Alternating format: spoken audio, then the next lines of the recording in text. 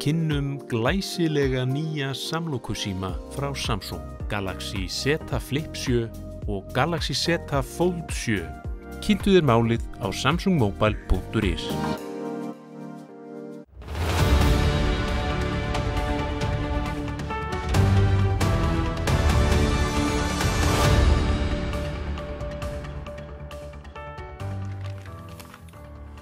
Komið þið sæl og blessuð og velkomin í Spursmál, föstudaginn 28. nóvember. Þetta 100. reglubundni þáttur með þessu tagi sem við sendum út síðan úr hádegismóum og afar ánægjuleg samfylgd sem við höfum átt við ykkur áhorfendur og áheyrendur allan þann tíma. Þann 1. desember næstkomandi mánudaginn sem fullveldisdagur okkar, hann markar líka 2 ára afmæli þáttarins og við ætlum að halda upp á það með pomp og prakt með glæsilegum þætti sem við munum senda út frá skemmtilegum stað föstudaginn næsta. Ég ætla að fá hingað til mín góða gesti þennan ágæta föstudaginn, meðal annars Guðrúnu Hafsteinsdóttur, formann Sjálfstæðisflokksins. Þá rennaði líka til mín hingað Benedikt Valsson og Fannar Sveinsson að ræða þátt sem að þeir halda úti á annarri stöð, Sýn, aðeins að gera þá sjónvarpsstöð að nokkur umtalsefni hér á eftir. Áður en að því kemur langar mig til að nefna við ykkur að bókaklúbbur Spursmála í fullum gangi. Við hleyptum honum á Stokkhólum í apríl og honum hefur vaxið mjög ásmegin. Á miðvikudagskvöldi síðasta settist ég niður með Þór Whitehead, fyrrverandi prófessor í sagnfræði, og ræddi við hann bókina Helförin í nýju ljósi eftir Lawrence Rees. 80 gestir mættu á fundinn. Við tókum hann upp og við ætlum að setja hann í loftið á mánudaginn næsta. Þá getið þið glöggvað ykkur betur á efni og innihaldi þessarar ótrúlegu og óhuggulegu bókar. Í desember, sem rennur í garð núna mánudaginn eins og ég nefndi, þá ætlum við að taka fyrir annað verk, nokkru eldra, og það verk sem hefur haft mikil áhrif á okkur Íslendinga og þann hugarheim sem við höfum búið okkur. Íslandsklukkan eftir Halldór Kiljan Laxness. Ég taldi ástæðu til að taka fyrir eitt af öndvegisverkum hans, núna þegar skólakerfið að bregðast börnunum okkar og hægt að láta börnin og unglingana kynna sér verk þessa mikla meistara. Íslandsklukkan bráðskemmtileg, en hún á líka erindi við okkur með þann boðskap sem hún flytur úr fortíðinni. Ég hvet ykkur til þess að tryggja ykkur eintak í verslunum Pennans, þar sem að bækurnar verða á sérstöku tilboði í desembermánuði. Það fátt betra en að ylja sér við góðar bókmenntir einmitt í jólamánuðinum. Það að mörg að taka í pólitíkinni. Maður hefur fylgst í forundran með atburðarásinni í Ráðhúsinu, þar sem að borgarstjórinn segist enn vona að Norðurál muni borga fyrir raforku sem að Norðurál muni ekki nýta sér eftir að gríðarleg kerfisbilun kom upp í stærstum hluta Kerskálans hjá þessu mikla og mikilvæga fyrirtæki á Grundartanga. Norðurál hefur lýst yfir að þeir hyggist ekki greiða þessa reikninga og það mun að öllum óbreyttu hafa mikil áhrif á starfsemi orkuveitunar. Maður velti fyrir sér þegar stjórnmálamenn stíga fram, horfast í augu við fyrirtæki sem segja við getum ekki borga og við munum ekki borga, en lýsa þeir samt sem áður yfir að þeir vonist þess að menn gera það. Hvort að þeir lifi bara í raunveruleikanum, hvort að stjórnmálamenn í dag sé að horfast í augu við veruleikan eins og hann blasir við. Manni finnst það ekki benda til þess, allavega ekki í Ráðhúsinu, og eitt af því sem mig langar til að ræða við Guðrúnu Hafsteinsdóttur hér á eftir eru útlendingamálin og hvort að stjórnmálamenn á Íslandi séu að horfast í augu við hlutina eins og þeir í raun og veru á þeim vettvangi. Vonandi blessast þessi mál á Grundartanga. Það mikilvægt fyrir orkuveituna, það mikilvægt fyrir orkufyrirtækin og Landsnet, en ekki síst fyrir fólkið á Akranesi sem að stólar á þennan mikilvæg og stóra vinnustað í sínu nærumhverfi. Fyrir í dag báru síðan það ægilegu fréttir að Sýn að draga saman seglin á fjölmiðlasviðinu. Fréttir Stöðvar 2 sem hafa verið fastur liður á heimilum landsmanna áratugum saman verði ekki lengur sendar út helgar. Þetta vegna síversnandi rekstrar umhverfis sjálfstæðra einkarekinna fjölmiðla sem verið að kafsigla með ríkisútvarpinu sem fær sína rúmlega 7 milljarða frá ríkinu úr skatttekjum okkar almennings til þess að halda út þessari starfsemi og reynir í sífellu að þrengja að einkareknum miðlunum. Mér langar til að rifja hérna upp með ykkur örlítið samtal sem ég átti við Loga Einarsson, mennta- og menningarmálaráðherra fyrir á árinu, þegar ríkisstjórn hans hafði meðal annars fyrir tilstilli Flokks fólksins tekið ákvörðun að þrengja með systematískum hætti að Sýn og reyndar þeim miðli sem ég starfa fyrir Árvakur. Sjáu þið hvað stjórnmálamaðurinn en líka spyrillinn höfðum þetta mál að segja.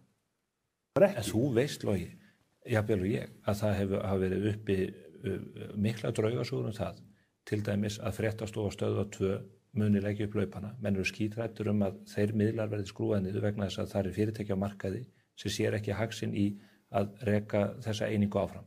Þetta mjög mikilvægur miðill, Vísir, Stöð 2 sem að þú þekkir og hefur notið góðs af í þinni pólitík. Og á sama tíma og menn óttast að þessi miðill muni jafnvel leggja upp laupana, að þá tekur þú ákvörðun að veikja stöðu hans alveg sérstaklega. Sko, ég held að það skipta líka... Ertu að reyna að ýta þeim yfir brúnina? Nei, ég ekki að gera það, Stefán. En ef það gerist? Í fyrsta lagi þetta náttúrulega ekki miklar upphæðir í stóra samhengi þessara tveggja fyrirtækja. Í öðru lagi verð ég líka að hugsa það að það eru litli staðbundnu miðlar sem að lepja nánast stöðun og skel og reiða sig algjörlega á þetta. Og þeir fá þá aðeins meira. Ég vona svo sannarlega að Sýn og Stöð 2 og Vísir og sú samsteypa nái að vopnum sínum og að við getum komið fram með frumvarp í haust sem verður breið sátt sem getur tryggt stöðu þessara stóru og sterku fjölmiðla líka. En þangað til ertu að veikja þennan miðil og þú veist ekki hvað gerist í milli, þú tekur þarna væntanlega áhættu. Sko, ég hef nú, þú veist, þá verður þetta nú svipað og aftur eitið sem að hann borðaði þarna myndumadurinn, sko. Þú veist, þetta ekki svo upphæð að hún munir ríða baggamunin, held ég. En þú ert að senda skilaboð. Ég er að senda skilaboð það. Þú ert að segja að staðbundnu miðlarnir sem segja að taka viðtal við Gunnu á Drottningabraut og Akureyri skipti meira máli fyrir lýðræðið í landinu heldur en þessi stóru miðlar. Ég er að segja að þeir skipti jafn miklu máli og ég er að segja það að það skipta þeir jafn miklu máli. Þeir skipta jafn miklu máli, og það skiptir líka... Þýttu gegn að þeir eru almannavarnarhlutverki. Fer einhver inn á akureyri.net þegar eldgos brýst út? Nei, en þeir skipta... Það fara 120.000 manns á einni mínútu hér. Þeir skipta máli... Þú segir jafn miklu? Já, fyrirgefðu, sko, þeir skipta... Þú veist, kannski á ekki að líka svona hlutum saman, vegna þess að kannski hafa einhverju leyti ólíku hlutverki að gegna. Þeir fá nú þegar... En þeir skipta máli vegna þess að það Þeir fá hlutfarslega miklu meira nú þegar. Svo mörg voru þau orð. Stjórnvöld að ýta einkareknu miðlunum fram að brúninni. Það sést á þeim aðgerðum sem verður að grípa til við Suðurlandsbraut núna.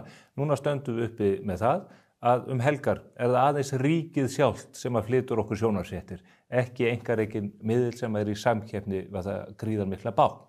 Þetta góð þróun fyrir lýðræðið? Mikilvægur að halda uppi staðbundnum litlum miðlum sem taka viðtöl við fólk landið þvert og endilangt eins og Morgunblaðið og Vísir og Stöð 2 hafa gert, eða að tryggja að rekstrargrundvöllur þessara fyrirtækja geti haldið sér. Það í alvörunni svo að stjórnvöldin sem nú eru við lýði í landinu vilji hafa einn fjölmiðil, ríkismiðilinn sem þau hafa tangarhald á og veika eða enga aðra miðla sem geta flutt fólkinu í landinu fréttir? Maður spyr sig þegar maður horfir upp á þróun mála og hvernig þessir sömu stjórnmálamenn svara spurningu frá okkur ef þeir yfir höfuð mæta þá til viðtals.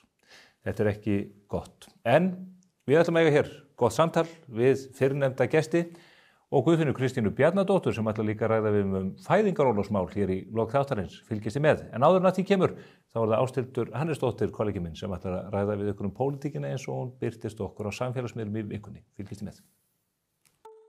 Jæja, þá enn einni vikunni lokið og við bara færumst alltaf nær nýju ári. Woohoo! Jesús minn! Já, ég held að sé alveg komin tími á nýja orku og nýja tíma. Sko, slík var allavega að frétta þurðin í vikunni, sko. Það var bara ekkert að frétta nema bara einhver svona, ég veit ekki, Black Friday auglýsingamenganir út allt. En ég meina, það best að kaupa allt sem að maður sér á afslætti. Styðja við hagkerfið og styðja við þessa girl math hugmyndafræði. Gott að eiga, vont að vanta. En allavega, nóg það. Í vikunni átti Queen Þórunn Sveinbjarnardóttir 60 afmæli og við sendum henni árnaðaróskir í tilefni þess. Hún náttúrulega bara lítur ekki út fyrir að vera deginum eldri en 45 ára. Til hamingju, elsku Tóta. Snúli Másan alltaf eitthvað að pönkast og pillast. Það eru svona hans æra og kýr.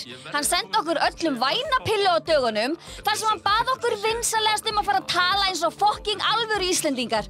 Ekki fucking, heldur fjárans Íslendingar. Hann vill að við förum að drattast til að nota á okkur heilabúið og vill allar ensku slettur út úr íslenski tungu, takk. Ég ekkert eðlilega indít, sko. Snúli, þú geitin. Diljá minnst var stödd í útlöndum á dögunum, eins og alltaf, en samt ekki jafn oft og Þorgerður. En hún spígsporaði þarna strætó og torg þar sem hún var, ég veit ekkert hvað hún var. Þegar hún allt í einu bara uppgötaði að hún væri stödd á Petítstræti. Það svo viðeigandi. Þetta sko bara svona eins og að maður myndi sjá hann á gangi Dvergaborgir í Grafavogi eða eitthvað. Alveg mjög svipað. En sko hún Diljá, hún kallar ekki allt ömmu sína og reifuðu þetta aðeins í lóð þarna í góðum félagskap. Þetta ekki Ingibjörg Ísaksen? Jú, hún svo mikið æði. Sjá hvað eru sætar. Ég meina, já, þú myndir allavega ekki vinna Diljá í sjómann, sko. Það alveg víst. Talandi að rífa í lóð, gummari líkamsræktarfrumuður ekkert að djóka. Sko í vikunni lyfti hann 150 kílóum, hvorki meira en ég minna. Sigríður Andersen hvað? Bobba í Bobba og Inga Sæland létu sig ekki vanta á barnaþing sem haldið var í vikunni. Æ, þær eru svo bestar, bestu vini barnana.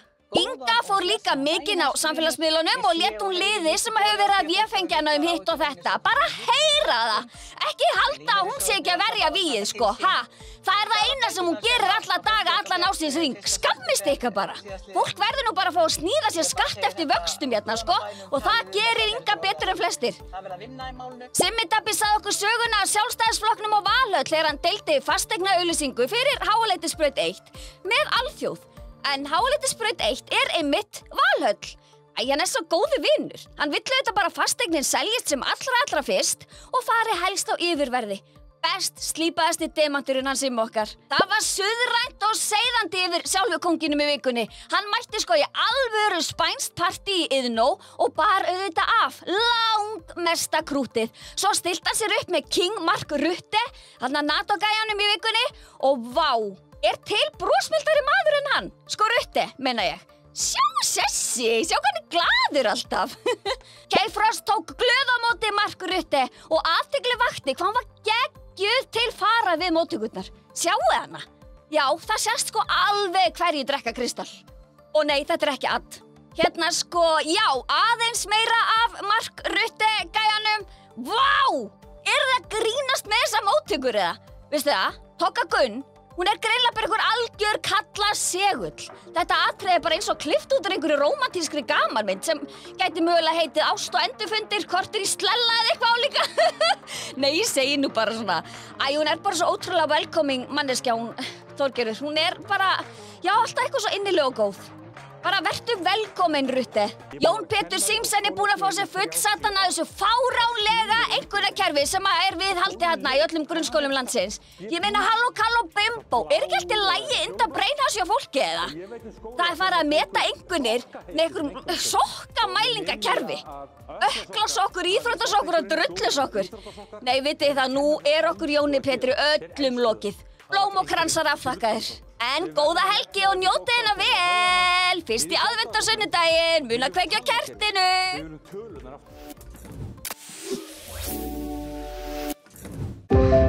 Nú fylgir glæsilegur kaupauki með nýjum samlokusímum frá Samsung.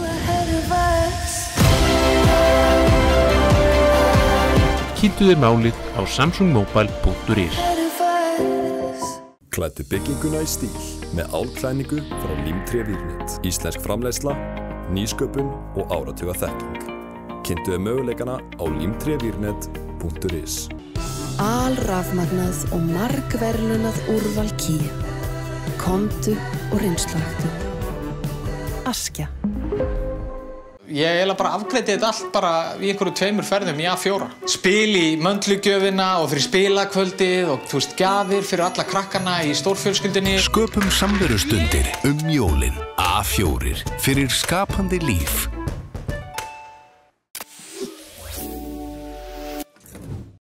Við þökkum Ásthildi Hannesdóttur kollega mínum fyrir þessa frábæru samantekt á pólitíkinni eins og hún birtist í samfélagsmiðlunum þessa vikuna.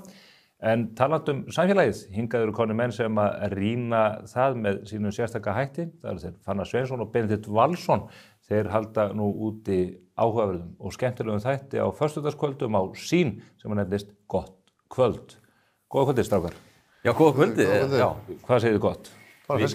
Ég persónulega í nostalgíukasti hérna, af því að hér byrjuðu hraðfréttir á sín tíma. Þið byrjuðu ykkar feril í raun, já, eða þar að segja ykkar feril tók þennan sjónvarpssnúning hér. Já, hér var ég að vinna frá 2009 minni mig til 2012 að búa til alls konar einslu og vefþætti og svo byrjuðum við saman með hraðferðirnar 2012, eða ekki? 11-12.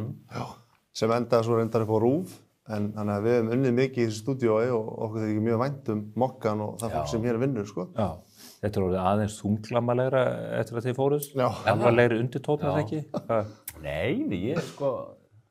Mikið heiður að vera búinn í þennan þátt. Já, minn heiðurinn. Við bjóðum bara fólki sem við höfum sko í fyrsta lagi gaman af og telum nægilega áhugavert. Já, frábært, þá erum við komum alveg. Já, það er dómurinn. Aðeins áður en við förum í ykkar ágæta nýja prógram. Hvernig byrjaði þetta? Hvernig byrjar hraðfréttir? Ég spyr bara vegna þess að það eru svo ógnar langt síðan. Það eru svo mikið þróun bara auðvitað í samspili sjónvarps og nets og annað í þeim dúr. Hvað sáuð þið þessu? Þú taka boltan, Benni? Já, þetta í rauninni þannig að Fannar að vinna hérna hjá MBL að gera alls konar þætti, hvað þætti að gera? Gunnar á Völlum, Völum Grand Ásdís Rán á þátt og fleira í þeim dúr. Og svo vorum við bara við lágum alltaf, við liggjum svolítið á hugmyndir svolítið lengi. Þú vorum aldrei að fara strax með þessar hugmyndir í gang, en við lágum að þessari hugmynd lengi að gera einhvern svona þátt málefni líðandi stundar og fréttir sem væri hraður og svo var það bara eitt kvöldi sem að við hittumst hérna í stúdíónu og skrifðum bara upp eitt þátt og tókum hann upp, klipptum hann og svo sendir þú á Hlyn Sigurðsson, þáverandi eitthvað framleiðslustjóri hér. Já, þessi var upplótað inn á Sittan sem er svona innra kerfi Mokkans sem deilir vídeóum áfram. Enn í dag. Og við hringdum í Hlyn sem var þá yfir MBL sjónvarp og báðum hann að samþykkja þáttinn eða horfa á hann og hann bara, hvenær gerðið þið þetta? Og svo bara sett hann þennan þátt í loftið og til að byrja með þekkert hún ekki sérstaklega mörg áhorf. Það var ekki fyrir Marta María sem vinnur hér ennþá bjóti svona fyrirsagnir fyrir þættina. Og í einu þættinum þá rýkur Ástór Magnússon á dyr. Hann skildi ekki alveg konseptið og Benni var ekki að taka viðtal við hann og honum fannst Benni eitthvað dónalegur. Og hann stendur hérna upp og rýkur út og ég á eftir honum og er að biðjast afsökunar. Og það var það fyrirsögn sem greip fólk og þátturinn fekk mikið áhorf. Þessi yfirvegaði maður, mista stjórna sér hérna í útsendingu? Já, var ekki klift samt á hvern hátt eða? Þetta var klift bara mjög svona hratt og svona alls konar, já. Jú, hann rauk svo sem aðeins á því. Já, en síðan þá er hann nú orðinn vinnur okkar og skildi konseptið svona inn í end, sko. Já. Munið hver fyrirsögnin var? Þegar Marta María er auðvitað drottning fyrirsögnin. Já. Þetta var Ástór Magnússon ríkur og dyr, minnum mig. Það greip fólk, sko. Og þar með komist það á kortið? Eiginlega, sko. Já, svo næsti þáttur eftir var örugglega eitthvað Logi Bergmann ríkur og dyr. Allt eitthvað þannig, sko. Þannig að það fólk þurfti alltaf að klikka. Já. Þannig að það var sniðugt.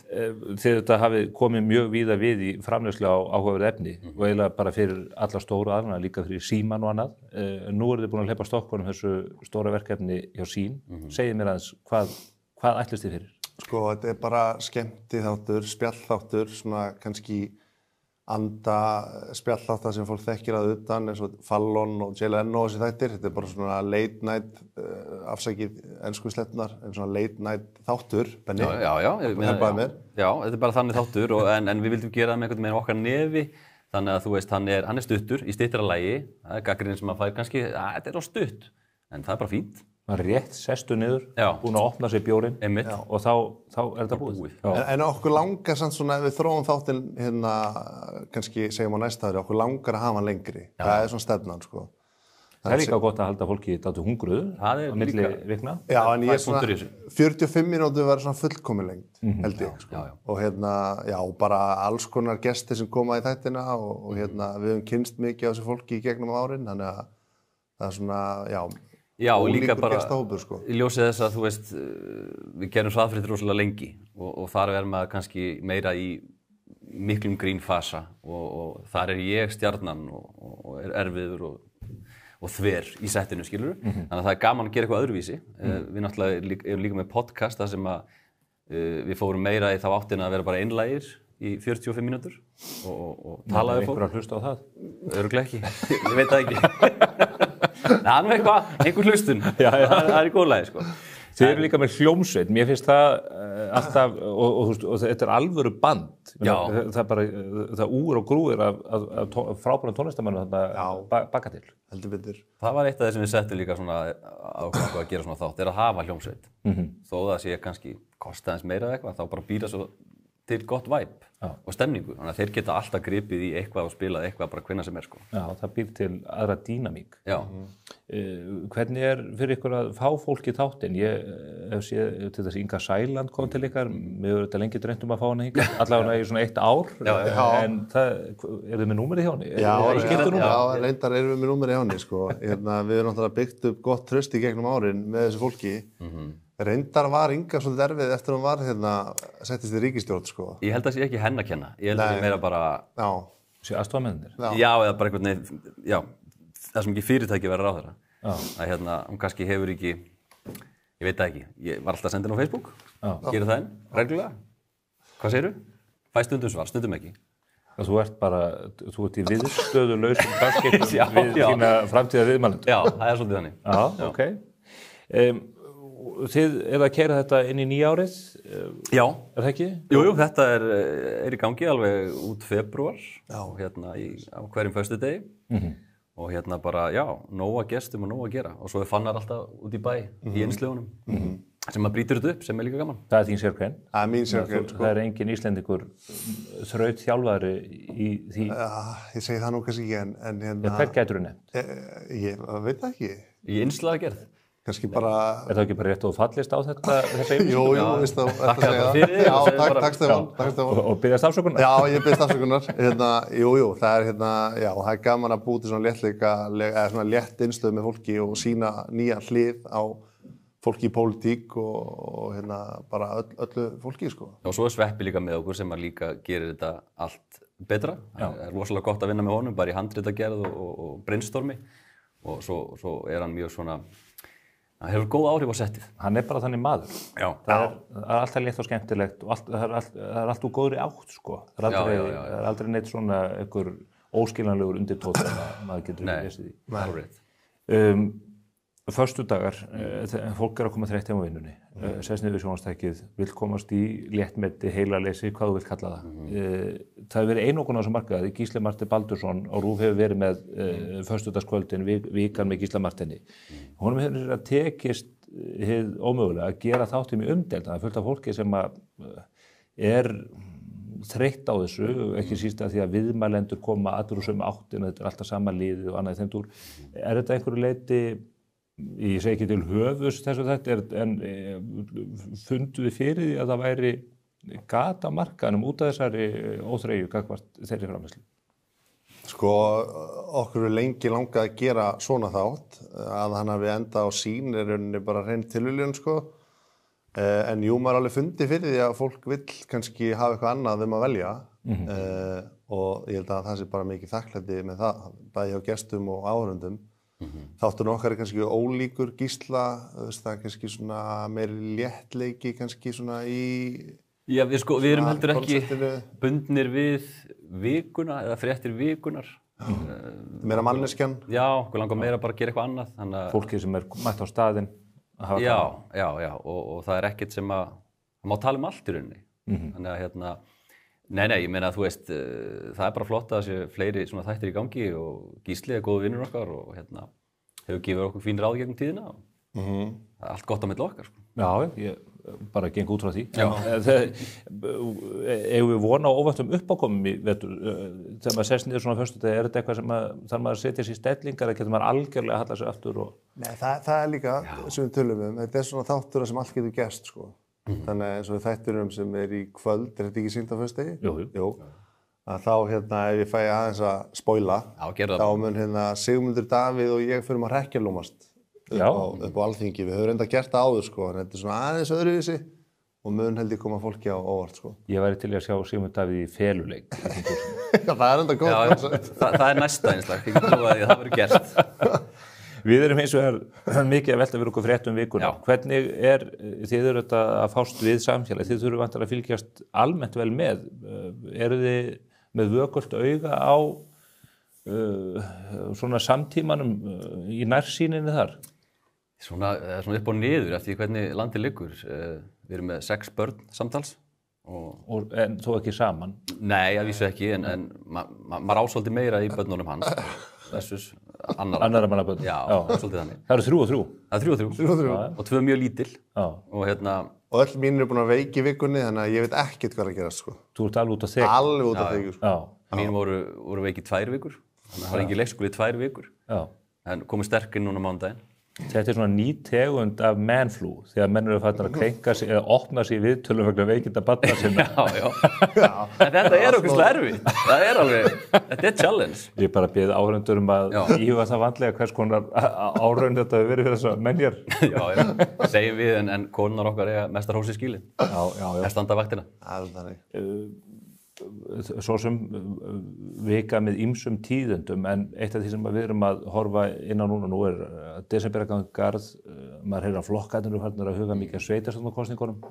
Hvernig, þið hafi nú verið svo miklu samskipti við stjórnmálum mikið til það? Já.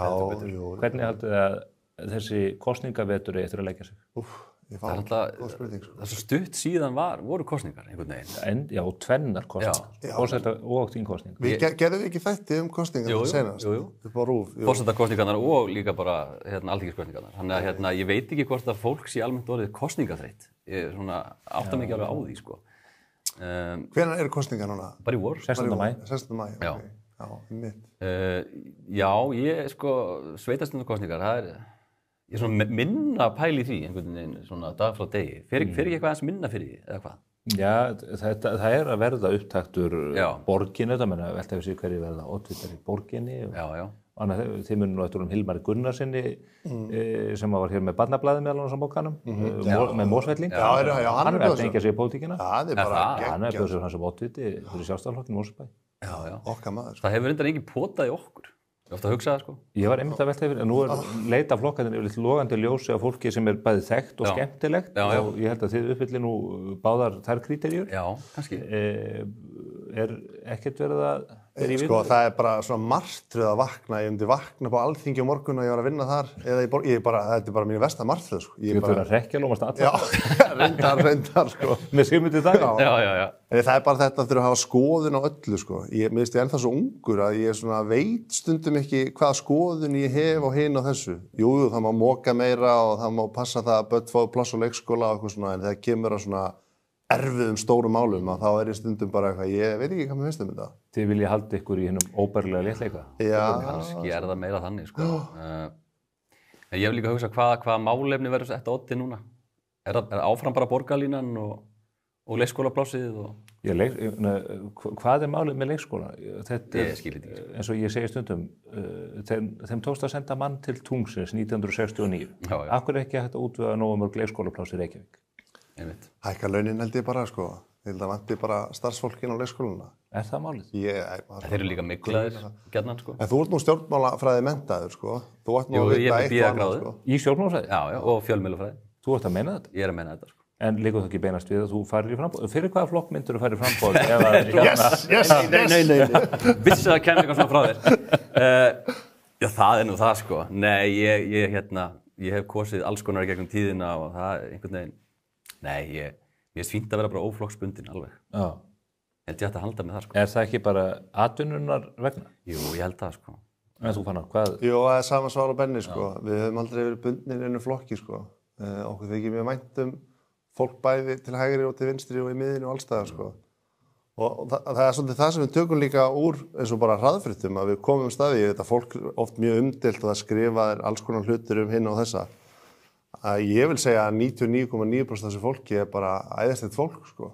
Hvaða fólk myndur undanskilja í þessu sambandi? Þetta er 0,01%. No comment, sko.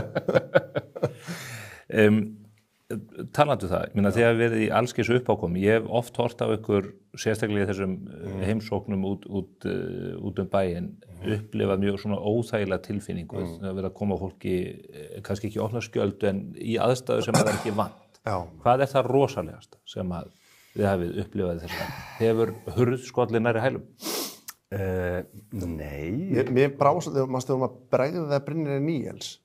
Já. Og hún brá svo rosalega. Með flautinu? Já, þá var með smá svona bröðið, sko, hvort það var lagið með greiði mannin, sko. Það fjall líka í gólfið, sko. En svo fyndið með þetta, maður gleymir þessu jafnóðum, sko, það er verið að rifja upp svona hluti. Við gerum hérna hraðfréttir 10 ára, hvort það var í fyrra eða hitt í fyrra, og ég mundi ekki eftir helmingnum af þessu, sko. Nei. Þannig maður er fljótur að gleyma, sko. Fennir fljótt yfir? Já, svolítið, sko. Já, við eigum svona okkar uppáhalds bara atriði líka, skilur við, eins og Raggi Bjarnadóttir oft hann var bara tíðugestur í hraðfréttum, það var mjög gaman á okkur og við góðu vinir hans. Alltaf góður? Já, alltaf góður og hérna... Já, fættu 22. september? Já. Já. Ég man ekki hvað ár. Já. Bara við deildum saman afmælisdegi. Já, það er enda mjög nett, það er mjög nett. Hann gaf nú aldrei upp hvað hann var að kjósa mikið til dæmis. Nei, hann passi það upp á það. En hann var nú svona sjálf uppbyggður atvinnurekandi, var það ekki? Jú, bara góð sögn. Já. Það er kannski óþægilegast þegar maður er að reyna að bera undir fólk einhverjum svona skrýtnar hugmyndir og maður veit ekki alveg hvernig fólk tekur í það. Ég er ekki með neitt dæmi okkur núna. Nei. En svona, maður, já, það er svona að taka sénsinn og spyrja, sko. Já, til dæmis við gerum eitt gott innslag með Salman Tamimi. Já. Það sem að það var svona hryðjuverkatengingin, einhvern veginn í það innslag. Og það var skrítið að bera þá hugmynd upp, en hann hafði náttúrulega gríðarlegan húmor. Og hérna... Já, það var þá ekki eitthvað svona umræða eitthvað svona fordóma gagnvart múslimum. Jú, og við ákveðum að taka þetta bara alla leið. Og ég var í hlutverki einhvers svona vitleysing sem fer heim til hans og allt er tengt hryðjuverkastarfsemi. Hnífapörnur, vopn og veiðistöngin er basúka og þú drepur okkur öll og eitthvað svona. Og hann hafði húmor fyrir þessu. Gríðarlegan húmor og hérna þakkláttur fyrir það. Já. Skemmtilegt innslag. Gott kvöld í fullum gangi á föstudögum. Núna í kvöld, hvet fólk til að horfa á þennan góða þátt hjá okkur, hef gaman að þessu. Hvað þið með annað á prjónunum? Ég veit að þið eru að reka ykkar eigið framleiðslufyrirtæki. Eru spennandi hlutir sem þið getið sagt frá? Ekkert akkurat núna. Þetta er svona, við erum svolítið mikið bara í þessum þætti núna. Það er ekki tími fyrir neitt annað, því við erum líka bara með hlaðvarpið sem kemur 3 í viku. Þannig að þetta er eiginlega nóg. En svo er alltaf maður með puttan í einhverju og að pæla og eitthvað. Einhver verkefni svona á gulu ljósi sem geti endað sem rautt eða grænt. Það tekur alltaf Pálmi Guðmundsson, félagi minn sem var nú lengi á símanum og svo hér á Mokkanum var í viðtali á Gísla Frey Valdósinni í þjóðmálum áhugaverðu viðtali. Mjög áhugavert, svona bransatal. Já, algjörlega. Hann er að tala um hvað svona hugmyndir taka langan tíma í raun, hvað fæðingarhríðirnar geta vara lengi. Því sem sitja lengi á hugmyndum. Það er reynslan. Já, það er þannig. En stundum gerist þetta hraðar og ef hugmyndin er frábær og góð, þá bara er keyrt á það strax. En það er oft gott að láta hana malla eins. Já, ég held að það sé líka kannski sem að fólk mætti gera meira, að bara leyfa þeim að malla, sko. Stundum kemur þetta grænarljós kannski bara, þið er að skilja þessu bara til 3 vikur eða mánuð og þannig að það er einmitt fínt að gefa sér tíma í undirbúning og skrif og svona. Láta þetta gerjast. Já, svolítið, sko. Það er líkillinn aðeins veldig, sko. Það er líka mikilvægt að rökkva stökkva stundum. Já, en við höfum svolítið gert mikið af því í gegnum tíðina. Að rökkva stökkva? Já, svona, ég finn einhvern svona meðalveg í þessu. Það borgar sig, en ein góð regla sem að ritstjóri Morgunblaðsins, Davíð Oddsson, bent á að maður á aldrei að stökkva yfir lækinn fyrir maður kemur að honum.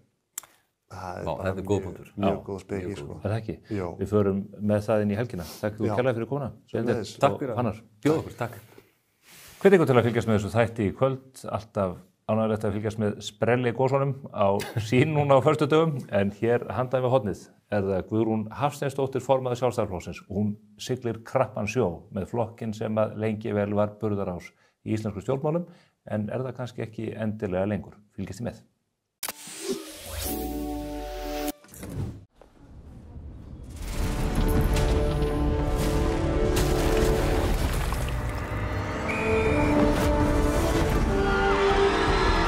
Hvern langar þig að hitta í dag? Pennin Eymundsson. Líf. Hversu spennandi er að taka líf í burtu? Í mínu tilfelli er morð ekki glæpur, heldur list. Líf. Eftir Reyni Gretarsson. Ekki gjalda fyrir útgjöldin. Kardió. Einfaldari útgjöld.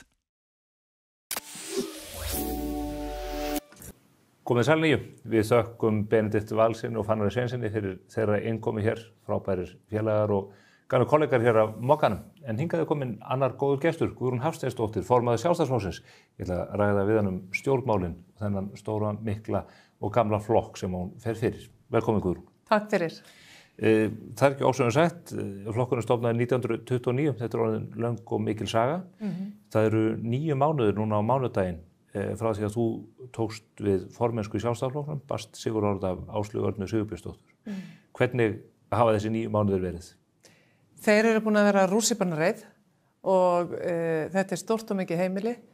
Ég ákvað það strax að stíga inn í þetta hlutverk af mikilli auðmýkt og kynnast sem flestum sem ég þekkti ekki áður.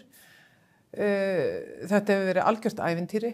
Það eru forréttindi að fá að standa í stafni með sjálfstæðismönnum og fyrir sjálfstæðismenn. En ég finn alveg að það koma ný verkefni hverjum degi og ég er enn að fóta mig og kannski er ég enn að fóta mig þá veruna hvernig formaður vil ég vera. Og það gerist bara með tímanum.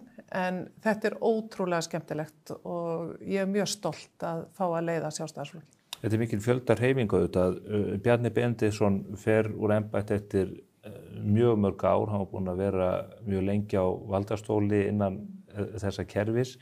Hann fer einhver leyti frá þegar flokkurinn er kominn í erfiða stöðu, lítið fylgi, búinn að tappa þingkosningum, búinn að fá háðulega útreiðleyfi mér að segja. Það hafa verið væntingar og reyndar þið báðir frambjóðendurnir til formans lýstu því yfir að þið væri með lausnum á því hvernig var hægt að leiða flokkinn út úr þessum vanda.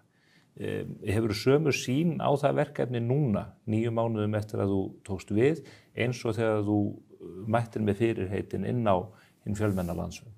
Já, ég hef það. Ég hef einlæga trú á því að stefnan Sjálfstæðisflokksins sé besta stefnan fyrir Ísland. Þetta er eins og þú segir, þetta er langstærsta stjórnmálaafl á Íslandi. Það er engin annar flokkur sem á viðlíka grasrót eða er með viðlíka pólitískt starf eins og Sjálfstæðisflokkurinn. Og jú, þú nefnir það að við höfum tapað fylgi. Við gerum það svo sannarlega í kosningunum síðustu, það voru vonbrigði. Við töpuðum samt ekki það miklu fylgi að við erum næst stærsti flokkurinn á Alþingi. Það munar bara einum þingmanni á okkur og Samfylkingunni sem var búist við miklu stærri sigri heldur en raunin varð í kosningunum til þeirra. Ég er bara mjög yfirveguð manneskja eðlisfari. Og ég trúi því að við sjálfstæðismenn þurfum að vinna betur heimavinnun okkar. Ég talaði það í aðdraganda landsfundar og landsfundi sjálfum að við þurfum að fara aftur í ræturnar. Við þurfum að svona endurnýja heit okkar við stefnu Sjálfstæðisflokksins, þora að vera hægri menn. Mér hefur fundist í svolítið langan tíma bara, og ég fann það þegar ég byrjaði í pólitík 2021, að margir voru einhvern veginn bara í felum, skömmuðu sín fyrir að segja það, að þeir væru sjálfstæðismenn og ég hef nú stundu sagt svona í gríni þegar ég hef verið á fundum að ég upplýði allt í einu bara því ég byrjaði í pólitíka að ég var eins og síðasta sorta mannesku vegna þess að ég er í Sjálfstæðisflokknum, ég er í þjóðkirkjunni og svo kaupi ég ennþá Morgan og Brendi. Já, það gerir það nú allir. Já, það ætti að gera það. Þannig að þegar þetta allt var dregið saman þá var bara eins og að væri hérna hópur fólk sem að upplýði einhvern veginn byrju þú bara verður allavega verri manneski þetta og þess vegna hef ég alltaf sagt, bara hættum þessu. Við erum hérna stolt, látum bláa hjarta slá og við vitum það að hægri stefna okkar sjálfstæðismanna og vera svona borgarlegt íhaldsafl, yfirvegað íhaldsafl hefur fært Ísland þvílíkar framfarir og hagsæld að það eru engin önnur dæmi þess eiginlega á byggðu bóli. En þú segir að fara aftur í ræturnar, hvað þýðir það? Hvernig gerir þú það hvernig leiðir flokkinn að rótunum? Sko, mér finnst margir tala það núna, af því að stað okkar samkvæmt skoðanakönnunum er ekki ásættanleg að mínu mati. Allra mati, sem að stýra flokkinn? Allra. Og þá hef ég oft heyrt hjá fólki, við þurfum að endurskoða stefnu flokksins. Við þurfum að einhvern veginn að hugsa hann upp á nýtt og ég segi nei, það er algjört rugl. Þegar að Sjálfstæðisflokkurinn var stofnaður 1929, þá voru 2 stofngreinar. Svo fyrri var að Sjálfstæðisflokkurinn ætlaði að byggja hagsæld og farsæld í þessu landi á einstaklings- og atvinnufrelsi. á enn við í fullu gildi. Og númer 2, að Sjálfstæðisflokkurinn ætlaði að stuðla sjálfstæði Íslands og standa vörðum það. Enn í fullu gildi. Við þurfum ekkert að flækja máli neitt þannig. Þegar ég stend frammi fyrir því að þurfa að taka afstöðu til mála, pólitískra mála, þá þarf ég bara alltaf að spyrja mig, er þarna einstaklingsfrelsi, er þarna atvinnufrelsi? Og þá liggur allt svo ljóst fyrir. Við þurfum að tala fyrir meira frelsi, Stefán. En hefur flokkurinn ekki gert það alla tíð? Var Bjarni Benediktsson og hans forystufólk hætt því? Þórdís Kolbrún sem að situr í þínu þinglið? Ég ætla að leyfa mér að viðurkenna að ég held að flokkurinn hafi skaðast fyrst og síðast á 7 ára ríkisstjórnarsamstarfi til vinstri, með vinstri grænum, og ég held að sérstaklega seinna kjörtímabilið sem að varð endasleppt í annan endan. Ég held að það hafi reynst okkur sérstaklega dýrkeypt. Ég held að sjálfstæðismenn hefðu alveg fyrirgefið okkur að fara í fyrra kjörtímabilið og sérstaklega kannski lifðu við það svona vel af vegna þess að það kom bara COVID, það kom heimsfaraldur og það var ákveðið að láta embættismann taka yfir stjórn landsins, embættismenn sem eru núna orðnir ráðherrar eða hluti af ríkisstjórnarflokkunum og ég held að þessi seinni 3 ár enda fannstu það að það högti miklu meira. Ég kem inn í ríkisstjórn 2023 og þá fann ég að þetta var alveg þungt og ég fann það sérstaklega. Þessa ríkisstjórn, þú kemur inn á þingið 2021, ef maður rétt, er það ekki? Já. Og þú stuttir þessa ríkisstjórn, þú sóttir það fast að verða ráðherra í ríkisstjórninni, leitir þar viðkomar málaflokk. Já. Varaði þú menn við, stóðstu upp á þingflokksfundum eða í ríkisstjórninni eða gagnvart Bjarna Ben og sagði, þetta er ekki að fara vel fyrir okkur? Ég studdi Bjarna og bara trausti Bjarna og Bjarni var frábæri leiðtogi og fyrir mig að koma nýinn í pólitík 2021 og ætlar þú að standa upp á móti reynslunni sem Bjarni Benediktsson sem hafði myndað ríkisstjórn áður? Var hann frábær leiðtogi ef hann gerði þessi afdrifaríku mistök sem að skila flokkinn eftir í rúst? Niðurstaða kosninga var auðvitað flokkin og þarna ákvað fólk að stíga niður að mikilli ábyrgð við að stýra ríkinu og ég held líka allir hafi haft væntingar til þess að við myndum ná meiri árangri. Við náðum margt góðum árangri. Við náðum góðum árangri til dæmis í ráðuneyti dómsmála en það var ekki átakalust en ég held að það sem að kannski hafi verið... Á hvaða sviði var það? Ég vil meina útlendingamálum. Það allt í klessu þar? Við byttum nú við. Við mistum stjórn á útlendingamálum stund í þessari ríkisstjórn. Byttum nú við. Þið fluttuð inn frá Palestínu fólk sem að þið vitið ekkert hvað það gefur. Það allt í rugl, lögreglan byttum nú aðeins. Algjörlega ráðalaus. Árið 2022 og 2023 mistum við algjörlega stjórn á málefnum hælisleitenda. Þá komi á hvoru ári fyrir sig 4.500 umsóknir hingað til lands sem var algjörlega út í korti samanborið við öll önnur ríki Evrópu. Í ráðuneytinu tókst okkur fyrst með undanfara Áslaugar Örnu sem að reyndi að gera breytingar en var gerð afturreka og Jón Gunnarsson kemur með breytingar og útlendingalögum sem að voru samþykktar í þessari ríkisstjórn 2023 og síðan ger ég líka róttækar breytingar og útlendingalögum sem að voru samþykktar í júní 2024. Frá þeim tíma hefur umsóknum fækkað 70%. 70%. Þær eru núna í dag tæplega 1.500. Þar af eru tæplega 1.000 frá Úkraínu. Þannig að við höfum náð markverðum árangri í að ná stjórn á þessum málaflokki. Ég einsetti mér það þegar ég kom inn í ráðuneyti 2023 að fækka umsóknum, að ná niður kostnaði og tryggja öruggan brottflutning þeirra sem ber að fara frá landinu. Sjálfstæðisflokkurinn er búin að vera með þennan málaflokk öll þessi ár. Þetta allt í klessu. Þetta var það áhrif, djúpstæð áhrif á skólakerfið, þetta hefur djúpstæð áhrif á heilbrigðiskerfið. Reykjanesbær líður fyrir þetta eins og við sjáum. Borgarbyggð í stökustu vandræðum út af einhvers konar flóttamannabúðum sem búið að reisa án samþykkis þeirra við Háskólann á Bifröst. Þetta bara allt í klessu. Við náðum stjórn á málaflokknum og hvað hefðum við getað gert ef við hefðum getað verið... Það hefði þetta að taka til í málaflokknum. bara eins og Ítalir eru hægt að gera og hlera að segja, það verður að vinda ofan. Á síðasta hausti var ég með á þingmálaskrá minni mál, nauðsynleg mál, sem að núverandi dómsmálaráðherra ætla sér að keyra í gegn.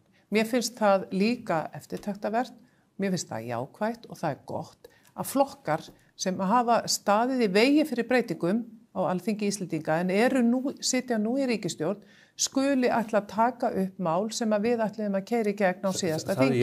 Eins og til dæmis lokaða brottfararbúðir. Þetta tekur hins vegar rosalega tíma og meðan horfir samfélagið almenningur í Íslandi upp á þróun sem að verða hér eins og í nágrannaríkjunum.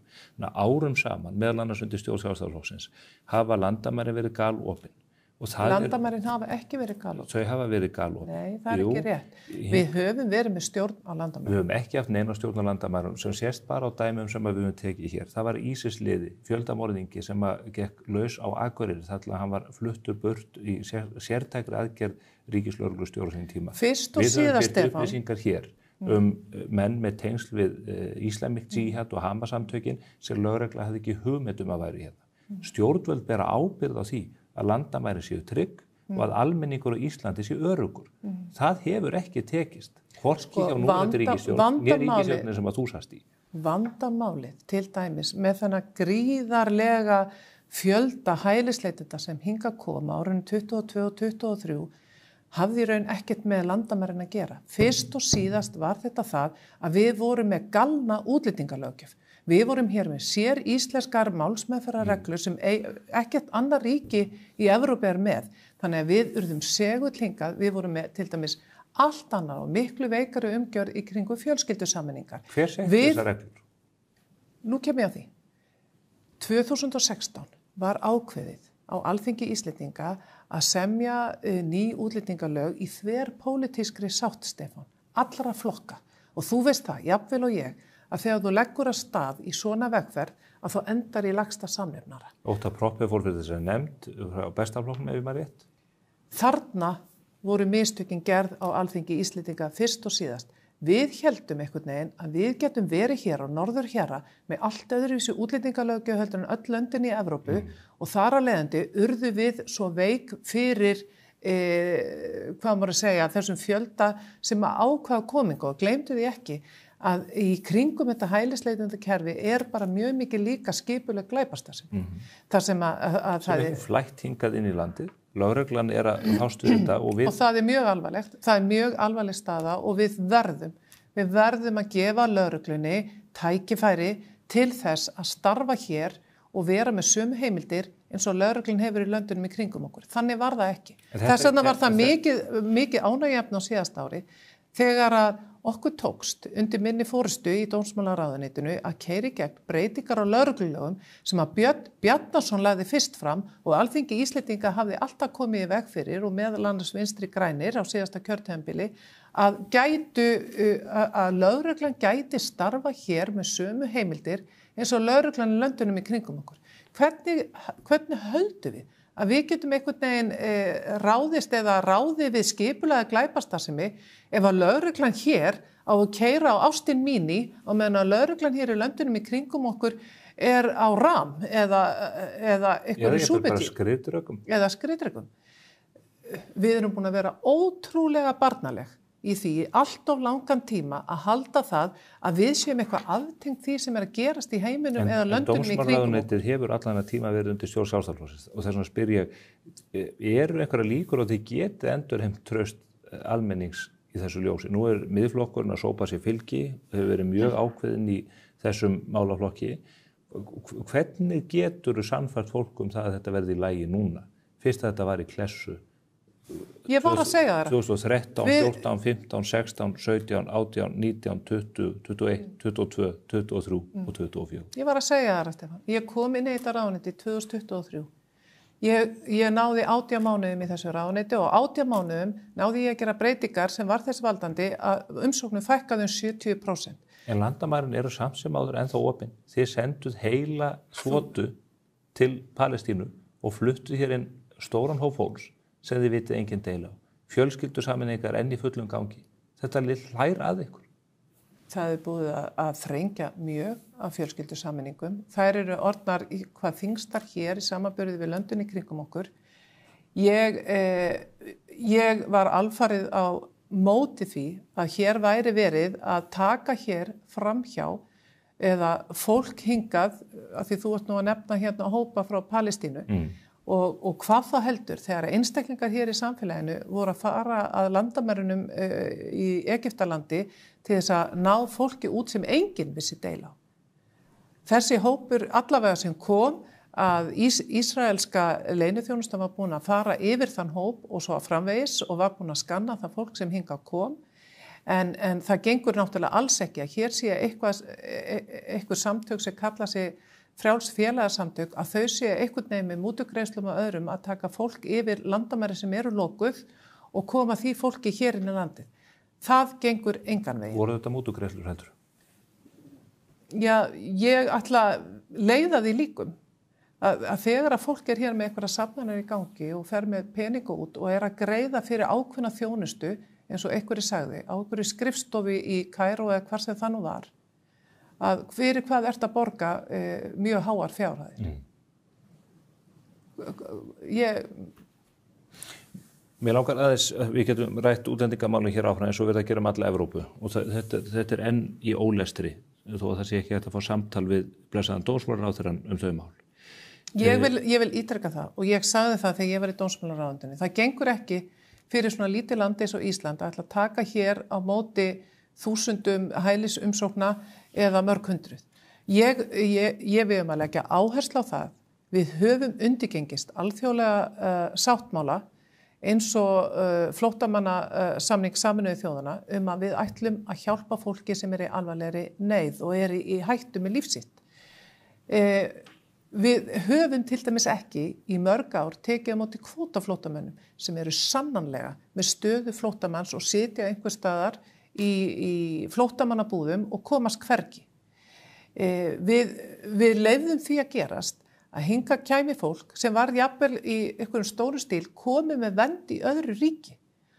Og ég hef sagt það alltaf að ef við ætlum ekki að breyta lögunum eins og okkur tókst að gera á síðasta ári. Ef þú komið vernd í öðru ríki þá áttu ekkert erindi að sækja annar staðar, að þá munum við eyðileggja þetta kerfi. Og þeir sem að virkilega í brýnni í lífshættu og neyð og þurfa á því að halda að fá vernd okkar, að þeir fá hann ekki. Þess vegna eigum við að einblína það að taka hér kvótaflóttamenn inn til landsins og ég held að það get ekki verið nema kannski einhverju tugir eða kannski innan við 100 á ári. Og það hefur að gera vel. En þú segir, það er búið að þrengja kerfið. En það þarf að gera betur. Kerfið þó eins og það Þið Bjarni Benediktsson tókuð ákvörðun það hér í einhver ótrúlegri senu að afturkalla brottflutning á ungu dreng sem átti að fara til Spánar, sem hafði fengið alþjóðlega vernd þar, gat fengið mun betri læknisþjónustu á Spáni vegna sértækrar þekkingar heilbrigðisstarfsfólks þar. Þið bara lúffuðu fyrir Vinstri grænum og þetta fólk hér núna í okkar landi, líður vonandi vel og farið hér góða þjónustu, en hefði fengið betri þjónustu og átti með rétt að fá þjónustun á Spáni. Af hverju eigum við að trúa því að þú takir á þessu núna? Þegar þú tókst þessa ákvörðun að þér virtist í skjóli nætur og einhverju óðagoti á sínum tíma? Sko, ég man nú ekki betur en að þú hefði nú gert grín að því, Stefán, og ég var sofandi sko þegar þessi atburðar áttu sér stað. Ekki tókstu ákvörðunina sofandi, það varst þú sem að skipaði lögreglunni að samkvæmt beiðni forsætisráðherra og formannsflokksins gerði ég það. Þá gerði ég það. Og þá voru nú bara margir ráðherrar í ríkisstjórn Íslands búnir að vera þegar hamast og hringja hérna út á suður. Ekki hringdi ég sem dómsmálaráðherra nokkurn mann vegna þess að ég var sofandi. En þetta var röng ákvörðun. Miðað við þetta, þú segir við viljum hafa kerfið skýrt, við þurfum að þrengja skilyrðin, en svo farið þú að taka ákvörðun sem að gengur þvert á það. Já, ég get alveg tekið undir það að þetta var ekki góð ákvörðun. En hvað átti ég að gera sem ráðherra í ríkisstjórn Bjarna Benediktssonar þegar að forsætisráðherra óskar eftir því að þessu flutningi verði senkað einhver tíma? Þið vissu nákvæmlega hvað það þýddi. Þú ætti bara að segja nei við hann. Menn þurfa stundum bara að standa í lappirnar. Þáverandi félagsmálaráðherra var búin að segja það að lögreglan væri að brjóta á réttindum fatlaðs barns. Ætlar ekkert að taka tillit til þeirra þungu ásakana. Eftir situr að þáverandi félagsmálaráðherra hefur aldrei svarað hvaða heimildir hafði hann fyrir því vegna þess að ég frestaði Ég frestaði brottför þessa einstaklings til þess að kanna það hvort að lögreglan væri að brjóta á réttindum. Það var búið að fara í gegnum allt ferli sem þeir búin að byggja upp varðandi kærunefndur annað teimt úr niðurstaðan var svo að það átt að flytja hann á spítalann. Ég veit ekki betur en þetta hann hafi farið til Spánar síðan á einhverju tímapunkti eftir það og fengið það þjónustu en komið tilbaka þannig að það var ekkert mál að flytja hann á milli landa. Þetta ástæða þess að almenningur í Íslandi spyr sig hvað þetta fólk að hugsa? Hvar eru hagsmunir Íslendinga? Það voru ásakanir frá ráðherra í ríkisstjórn Ísland að það væri að vera að brjóta á réttindu fatlaðs barns. Í pólitískum tilgangi og það sáu allir í gegnum það. Blindur maður sá hvað Guðmundur félagsmálaráðherra var að fara með þessu. Það breytir því ekki að í ríkisstjórn Ísland skipstjóra þeirri skútu sem forsætisráðherra. Þetta fjölskipað stjórnvald. Já. Þetta var þín ákvörðun. Þetta var mín ákvörðun eftir beiðni formanns Sjálfstæðisflokksins til mín. Þannig að hann ber ábyrgð á þessu. Ég ætla ekki að firra mig þeirri ábyrgð að ég sem dómsmálaráðherra á þessu augnabliki tók ákvörðun að fresta brottför til að kanna það hvort að lögreglan hefði brotið á réttindum barns. Og hvað kom í ljós? Það kom ekki til ljós. Þetta var bara tóm þvæla. Þetta var tóm þvæla, Þannig ef einhver leyfir sér að koma með gífurinnum eins og þetta fólk alla hérna gerir, að þá hægt að setja allt í uppnám og Íslands samfélag setur uppi með 100 milljóna kostnað, gríðarlegan þunga inn í heilbrigðiskerfinu, sem réttu, samkvæmt alþjóðlegum reglum, hefðu átt að falla á spænsk stjórnvöld. Já, þeir sem letu líka þung orð falla, eru núna hluta ríkisstjórn Íslands, sitja á Alþingi sem stjórnarliðar, eða jafnvel í ríkisstjórninni, letu líka þung orð falla. Þú veist það jafnvel og ég, að það voru til dæmis bara þingmenn Viðreisnar og samfylkingar sem að letu mjög þung orð falla í kjölfarið á þessari atburðarás og eftir þessari atburðarás. Við getum tekið annað dæmi að ég var ekki sátt við það að formaður allsherjar- og menntamálanefndar skildi líka hafa afskipt af því núna í vetur að veita einstaklingi hér ríkisborgararétt sem átti að vísa frá landinu. Þannig að öll þessi mál eru flókin og það í gegnum tíðina eru búið að gera örugglega fullt af mistökum, Stefán. Fyrst og síðast það þannig. Það eru lög í landinu sem öllum ber að fara eftir. Það eru hér útlendingalög. Útlendingalögin okkar þurfa að vera jafn skýr og þau þurfa að vera eins og í löndunum í kringum okkur. Annars verður við segull hér á þessa hælisleitendur og við munum fá hér yfir okkur hólskeplu fjölda sem við ráðum ekki við. Við erum búin að því, skaðin skeður. Sjáðu myndbandið með Palestínu-arabanum á mótorhjólinu veifandi árásarrifli, hérna niður á Granda. Hvernig heldur að almenningi verði þegar að fólk átt að sjá því að hér hefur hreiðrað sig fólk sem reiðubúið til að koma svona fram við samfélag sem búið að veita því skjól. Og við höfum að taka af því að fullri hörku. Hvernig hefur að taka á þessu manni? Þessi maður til dæmis braut vopnalög og hann mun líklega hljóta bara refsingu fyrir það. Og ég sé skattgreiðandi með bara borga fyrir hann hérna á 5-stjörnu hótel upp á Hólmsheiði eða í 9-20 milljarða fangelsi sem það ætlaði að reisa.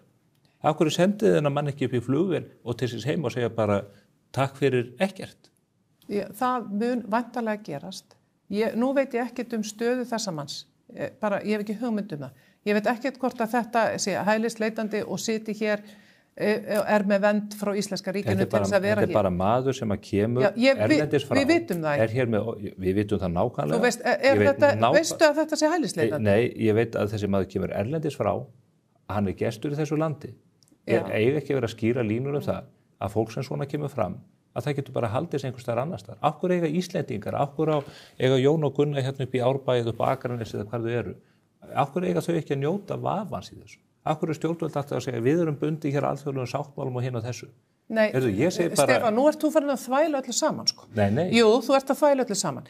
Ég var með það á þingmálaskrá á síðasta þingi að afturkalla vernd einstaklinga sem gerast brotlegir við íslensku lög. Núverandi dómsmálaráðherra að koma með þessi lög og það vel. Þannig að ef einstaklingur sem að hefur hlotið vernd okkar hér brýtur alvarlega af sér eða marg ítrekkað að þá á hann það hættu að vera sviptur vernd sinni. það líka stór ákvörðun að taka að svipta fólki vernd sinni. En ef þú ætlar ekki að haga þig hér í þessu landi, þá þetta niðurstaðan. Svo erum við líka hér og það hefur mér þótt vont núna síðustu vikur í umræðinu að mér finnst fólk þvæla öllum útlendingamálum í einum potti og hræra vel í. Við erum með stærsta hluta af erlendu fólki hér á Íslandi fólk sem hér með dvalarleyfi og kemur hingað til að vinna. Það fólk í vinnu, greiðir sína skatta, tekur þátt í því að reka íslenskt velferðarsamfélag og það í langflestu tilfellum vel. Auðvitað í því mengi sem hér við erum með tæplega 80.000 íbúa hér núna sem á erlendu bergi brotnir. Auðvitað í því mengi tekur fólk feilspor. Það gerist eitthvað í þeirra lífi þannig að það keyrir of hratt eða það veiðir eitthvað annað. Þetta snýr nú bara skipulagðri glæpastarfsemi vopnalögum og slíku. Já, og við erum að taka Ríkislögreglustjóri sendi frá sér skýrslur og hér vaða upp mafíu hópa frá Albaníu, Palestínu, Svíþjóð, ég veit ekki hvar og hvar. Óásættanlegt. Þetta fólk með dvalarleyfi hér, mögulega atvinnuleyfi. Þegar í ljós komið að þetta fólk að hegða sig með þessum hætti. Þarf eitthvað að ræða það frekar hvernig við eigum að bregðast við? Nei, ég ekkert að segja það. En við megum heldur ekki í þessari umræðu þvæla öllu saman í einum grauta að allir séu hingað komnir á sömu forsendum. Það ekki þannig. Ekki á sömu forsendum. Sömu koma hér og ég vil ítreka það. Það stefna Sjálfstæðisflokksins, Stefán, að ef að þú horfir hingað til Íslands, kannski einhvers staðar úr fjarlægum heimi, sem land tækifærana og þú vilt koma hingað og þú vilt vinna, þú vilt eiga framlag, þú vilt leggja eitthvað á þig hér, þú ætlar að greiða þína skatta og þú ætlar að taka þátt í því að reka velferðarsamfélagi í Ísland. Þú ætlar að deila með okkur, örlögum okkar og kjörum. Þú ætlar að læra tungumáli, þú ætlar að aðlaða þig menningunni og gildum okkar og fara íslenskum lögum, þá þú hjartalega velkomin hingað. Svo erum við með annan hóp sem ætlar að koma hingað, ekki eiga neitt framlag, ætlar ekki að taka þátt í þessu samfélagi, ætlar ekki að deila kjörum með okkur, ætlar jafnvel að flytja óminningu sína hingað með sér hingað til lands. Við þetta fólk segja, þið getið ekki verið hér og þið getið ekki komið. Þið gerðu þetta til dæmis bara í leigubílalöggjöf. Maður tekur leigubíla niður í bæ hérna og það fólk sem talar enga íslensku, talar ekki einu svona ensku, það ratar ekkert bæinn. Þetta allt í tómi tóni. Þar nú bara fyrst og síðast okkur sjálfum að kenna vegna þess að við fórum ekki eftir framkvæmdinni eins og hún átt að vera. Af hverju það látið viðgangast að fólk geti svindla hér á prófum og farið einhvern veginn á harðahlaupum í gegnum eitthvað ferli til þess að fá þessi réttindi? Af hverju þá? Stofnanir okkar verða líka að standa í lappir. Þetta önnur meðferð heldur en Íslendingar sitja undir. Og ég tala við leigubílstjóra og Íslendingar sem spyrja býtum við, af hverju önnur meðferð á mér sem heimamanni sem þó fæddur hér og uppalinn og tala íslensku og greitt í samfélagsins alla tíð. Tala við leigubílstjóra daginn, hann þurfti að vinna í 8 ár og borgaði 2 milljónir til þess að útvega sér sín réttindi. Síðan hafa flóðgáttur. En hann var í gamla kerfinu. Já, og svo oftast kerfið og þetta orðin algjör dýragarður. Við vorum auðvitað líka með vandræði því að það vantaði leigubíla. Það voru ekki gefin út nógu mörg leyfi. Það allt annað mál. Það allt annað mál. Ég bara segja Guðrún að kerfið, hvert sem litið horfir almenningur upp á það að stjórnvöldin í landinu, hvað sem að það í framkvæmdinni eða löggjöfinni, hafa brugðist í því að taka hagsmuni fólksins sem að hér býr fyrir fram yfir hagsmuni einhver annar. Við erum reiðubúin öll til þess að hjálpa fólki sem í neyð sannarlega. En það getur ekki, herrkostnaðurinn af því getur ekki verið sá að móla niður samfélagið sem að hér hefur verið byggt upp að harðfylgi og dugnaði. Og það hefur bara aldrei vakað fyrir okkur sjálfstæðismenn að móla hérna niður samfélagið. En það að gerast. Fólk að horfa upp á þetta og þetta það sem við sjáum alla Evrópu að gerast. Bretland bara að hruni komið. Við erum ekki eyland í þeirri þróun sem hefur átt sér stað núna allstar í heiminum. En við gætum verið það. Sjáðu Bandaríkin. Sjáðu 10 milljóna flæða þar yfir landamærin og þeir eru líka í stökustu vandræðum. Þeir eru í stökustu vandræðum. Sjáðu Evrópu. Hvert einasta ríki í Evrópu núna að herða sína útlendingalöggjöf. Það verið að herða ytri landamæri í Schengen vegna þess að við ráðum ekki við þetta. og við verðum einhvern veginn með öllum tiltekum ráðum að reyna að hjálpa fólki í nálæði í sínum heimalöndum. Þetta getur ekki gengið að við ætlum að flytja fólk frá sínum heimalöndum eða leyfa því að koma hingað. Og þetta er ekkit einskorða þessi vandi við okkur Íslendingar. Munurinn er bara sá. Við erum þó aðeins á eftir öðru þjóðum. Við höfum núna tækifæri til að spyrna við fótum og setja núna hérna niður. Þetta gengur ekki svona lengur. Það gerðum við sjálfstæðismenn á síðustu árum í dómsmálaráðuneytinu. Það munum við gera áfram. Ef að mér tókst að fækka hér hælisleitendum 70% á einu ári, hvað hefði mér tekist ef ég hefði fengið að vera 4 ári í þessu ráðuneyti? Það veitum við ekki. Nei, en ég er gallhörð á því að við verðum að standa vörð hér eins og þú segir, velferðarkerfið okkar. Þannig að kerfin okkar brest ekki, að við missum ekki niður menning okkar, tungu og gildi. En við erum að því.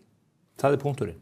Mér langar til að færa að tala öðru. Nei, ég held að við höfum tækifæri núna til að spyrna við fótum og ég er allan daginn tilbúin til að standa það vakt. Við erum með ríkisstjórn í landinu sem tóku 21. desember síðastlið. Þú ert ekki hrifin af þeirri ríkisstjórn. Þjóðin virðist þó verða þokkalega, sérstaklega með aðalflokkin þar innanborðs, Samfylkinguna, Kristrúnu Frostadóttur. Það er hvert hneykslismálið rekið annað á vettvangi þessara stjórnar og stjórnin er að taka ákvarðanir sem að þrengir að atvinnuvegunum í landinu, fyrst sjávarútveginum, núna ferðaþjónustunni, bílamarkaðurinn er í uppnámi allavega frá áramótum. Hvernig stendur á því að Kristrún Frostadóttir mælist bara með tæplega 30% fylgi og þú 15% þegar þau er að taka ákvarðanir sem að þið teljið augljóslega vera rangar og ekki til heilla fyrir almenningi í landinu? Sko ég held að sé rétt sem þú segir, Stefán, að Sjálfstæðisflokkurinn er búin að vera lengi við völd, lengi að stýra landinu. Ég held að fólk hafi, ég ætla að leyfa mig bara að segja það, eins og ég sagði áðan, í fullri auðmýkt, að þá held ég að við höfum gert ákveðin mistök, sjálfstæðismenn, sem að fólk hefur verið að hegna okkur fyrir. Nú er það þannig, og við sáum það í síðustu kosningum, en það eru við ekki í ríkisstjórn. Það er þannig að tilhneiging allstaðar er svo að fólki vill að nýjum ríkisstjórnum gangi vel. Og það var mikill loforðaflaumur í aðdraganda kosninga á síðasta ári, þar sem að það átt að berja niður vextina, það átt að laga heilbrigðiskerfið, það átt að laga húsnæðismarkaðinn, það átt að laga efnahagsmálin, það átti að ná hallalausu fjárlögum á mettíma og svo framvegis og þetta átti allt að gerast með mjög einföldum hætti. Nú, ég hef alveg skilning á því að ríkisstjórnin sé vinsæl, en það hafa þær oft, eins og ég segi, tilhneigingu til að vera mjög vinsæl að nýja ríkisstjórnin í 12 til 18 mánuði. Já, það stjórnir er ekki búin að missa ráðherra hneykslismál þar sem ráðherra misbeita lögreglunni gagnvart skólameisturum upp í Grafavogi, styrkjamálið til Flokks fólksins og þar mætti áfram telja. Nei, málið er bara það var alltaf vitað að það myndi ekkert fara að reyna á þessa ríkisstjórn fyrir að hún myndi leggja fram sín eigin fjárlög. Það gera þau núna í upphafi þings í september og hvað er að gerast? Þá ferð þú fyrst að sjá spilin á því hvernig þessi ríkisstjórn, hún er að sýna þjóðinni núna, hvernig ríkisstjórn hún ætlar að vera. Og hvernig stjórn ætlar hún ætlar nefnilega að vera sama tuggan, sama gamla ríkisstjórnin, vinstri stjórnin eins og við höfum séð áður í sögunni, eins og við sáum frá 2009 til 2013. Þetta er bara nákvæmlega eins og Jóhannustjórnin. Og það kemur mér satt að segja óvart hvað þau eru vinstri sinnuð. Kristrún sem segist vera svona hægri krati og hún sé að draga Samfylkingunni til hægri. Þorgerður Katrín sem er að reyna að halda þið fram að þau séu hægri flokkur. En við sjáum núna spilin, þetta eru bara vinstri flokkar. Og núna er að koma í ljós í fjárlögunum allar þær skattahækkanir, þessi ofboðslega útgjaldaaukning sem á að fara í. Þannig að nú er þjóðin að sjá hvert er þetta rétta andlit þessara ríkisstjórna. Þjóðin mun ekki fara að finna það fyrir á næsta ári þegar að allar þessar skattahækkanir fara að býta fjölskyldunar og fyrirtækin í landinu. En nú er verðbólgan að lækka, gefur Seðlabankanum tilefni til þess að lækka vexti vonandi. Er þau ekki bara réttir leið hvað það var? Væri verðbólgan að minnka, væri Seðlabankinn að gefa fyrirheit frekar lækkanir nema því að menn teldu að þeir væru að ná tökum á ríkisfjármálum? Ég hef ákveðna áhyggjur af því og forsætisráðherra sagði það nú á þingi daginn að það væri jákvætt að við varum að fara að sjá skýr merki mikla kólnun í hagkerfinu. Það sem að fyrri ríkisstjórn var aftur á móti að gera og stemdi í að við ætluðum að ná mjúkri lendingu og það stemdi í það þegar við fórum frá völdum á síðasta ári að hér gæti orðið mjúk lending í efnahagslífinu. Við vorum búin að leggja línurnar fyrir vaxtalækkun, enda hófst vaxtalækkunarferli þá og hvað gerist síðan? Bara ekki strax en eiginlega rétt eftir að ný ríkisstjórn tekur við að þá tókstum á nokkru vikum að stöðva vaxtalækkunarferli. Það hófst núna aftur. En ég ætla að vona að það haldi áfram svo innilega vegna þess að heimilin og fyrirtækin í landinu þurfa svo sárlega á því að halda. En ef að það verður gert með þeim hætti að hér verður fjölda atvinnuleysi og atvinnulífið fer einhvern veginn í baklás og fer að hökta, að þá er hætt á því að við förum að sigla inn í kreppuástand og það er hættulegt. Það er ekki mjúk lending, það er nauðlending. Og ég hef ágjörð því.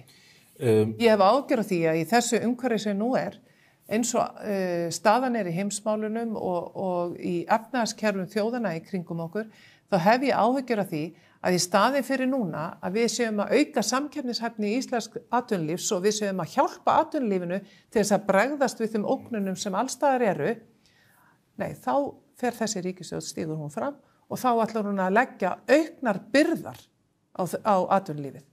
Og það getur bara þýtt eitt, kakan mun minnka, þrótturinn hér mun minnka, það verður minna umleikis og það verður miklu erfiðara fyrir okkur að halda uppi velferð á Íslandi. Það stefnir núna 16. maí, fyrstu kosningarnar sem að þú leiðir flokkinn í gegnum. Menn eru að setja sér í stellingar, allra augu eru eðli mál samkvæmt á Reykjavíkurborg sem er lang stærsta sveitarfélagið. Að því sem að maður heyri þá stefnir bara í oddvitaslag þar og annað. Hefur einhver áhyggjur af því að flokkurinn sé enn á ný að kljúfa sig herða niður í aðdraganda þess sem áhlaupið að borgarmúrunum hefst? Það er rík hefð fyrir því en að Sjálfstæðisflokksins að fara í prófkjör. Ég tók sjálf þátt í prófkjöri í Suðurkjördæmi á sínu tíma, 2021, þegar ég hóf afskipti mín á stjórnmálum. Við Sjálfstæðismenn kunnum það líklega flokka best að fara í prófkjör, að takast á og halda svo áfram. Það verður raunin í Reykjavík og mörgum öðrum sveitafélögum. Nú eru sveitafélögin og félögin okkar í sveitafélöginu. Þau eru að ákveða fyrirkomulag hvernig þau ætla að velja á lista fyrir sveitastjórnarkosningarnar. Það er mismunandi. Margir ætla að stilla alveg upp, sumir ætla að vera bara með leiðtogaprófkjör eins og hér í Reykjavík og í Reykjanesbæ. Og síðan á að vera uppstilling á restinni á sætum, þannig að þetta verður margskonar. Ég hef ekki áhyggjur af því að við munum kljúfa borgina hér í þessu leiðtogaprófkjöri sem framundan er. Nú þegar hefur einungis einn gefið kost á sér í oddvitasæti hér hjá okkur í Reykjavík, það er Hildur Björnsdóttir. Nýtur oddviti Sjálfstæðisflokks í Reykjavík traust formannsflokksins? Já, hún gerir það. Sem og aðrir oddvitar í öðru sveitafélögum. Rétt í lokin, til að fara að selja Valhöll, eitt frægasta kennileitið, allan stjórnmálakennileitið á höfuðborgarsvæðinu. Hvað rekur ykkur til þess? Fyrst og síðast breytti tímar. Þetta er auðvitað merkilegt hús og afskaplega vel staðsett, en bara eðli stjórnmálaflokka og starfsemi stjórnmálaflokka hefur tekið miklu breytingum frá því að Valhöll var byggð fyrir 50 árum. Þeir þurfa skrifstofurými, þeir þurfa fundarými. Já. Valhöll hefur upp á hvoru tveggja að bjóða? Já, en Valhöll er núna yfir 2700 fermetrar og við þurfum ekki á 2700 fermetrum að halda. Við höfum verið að leigja þetta hús og ég er á þeirri skoðun að Sjálfstæðisflokkurinn er ekki fasteignafélag, við erum stjórnmálafl og við eigum að beita öllum okkar krafti og orku núna á komandi missurum í að efla Sjálfstæðisflokkinn og það ætla ég mér að gera. Heldur að sé engin akkur í því að hafa þetta kennileit, þetta er tákmynd svona ákveðin stöðuleika, þetta er eitthvað sem aðrir flokkar hafa ekki getað státa, óttastu þið ekki að þetta verði svona ein birtingamynd aukins og rótleið sem í flokknum? Nei, ég gera það ekki. Valhöll er víða Valhöll þar sem að sjálfstæðismenn koma saman, hringinn í kringu landið, þegar að við sjálfstæðismenn höldum fundi að þá Valhöll þar. Við munum finna okkur nýtt húsnæði, við ætlum að vanda okkur. Það gæti farið svo að við þurftum kannski að fara í einhverja mánuði í millibil, þangað til við finnum fyrir drauma húsnæðið okkar. En ég hef ekki áhyggjur af því að sjálfstæðisflokkurinn finn ekki gott húsnæði við hæfi sem að verður stolt okkar og nýtt kenniliti flokksins. Valhöll hefur verið á 5 stöðum í borginni og þetta hús einstakt, hefur þjónað flokknum gríðarlega vel í 50 ár. Það einhverju leið að gera þetta vegna fjárhagsrúleika? Flokkurinn í... Nei, en við erum líka að gera þetta bara af skynsemi. Þegar að var flytt inn í Valhöll fyrir 50 árum, að þá voru yfir 20 starfsmenn hjá flokknum, það þurfti margar skrifstofur og það þurfti mikið rými. Núna með tilliti til bara stafrænnar umbyltingar, tæknibreytinga og annað, þá þurfum við ekki svona margar starfsmenn og við þurfum ekki svona mikið rými. Og við eigum auðvitað að vera líka þar sem næri fólkinu, þar sem fólki og þar sem auðvelt og gott að koma til okkar. Þannig að ég bara full tilhökunar. Þetta ekki ákvörðun sem var tekin í einhverju tómarúmi og fljótheitum. Þetta höfum við sjálfstæðismenn rætt í líklega 10 ár, hvort að þetta húsnæði hendi starfsmenn eða ekki. Þannig að þetta bara, mér finnst eðlilegt, það ný forysta og þá gott að við horfum til framtíðar og já. Þú réðir nýjan framkvæmdastjóra þegar þú tókst við sem formaður fyrir 9 mánuðum síðan. Já. Sá framkvæmdastjóri að hver á braut núna til þess að taka þátt í sveitarstjórnarmálum í pínulitlu sveitarfélagi.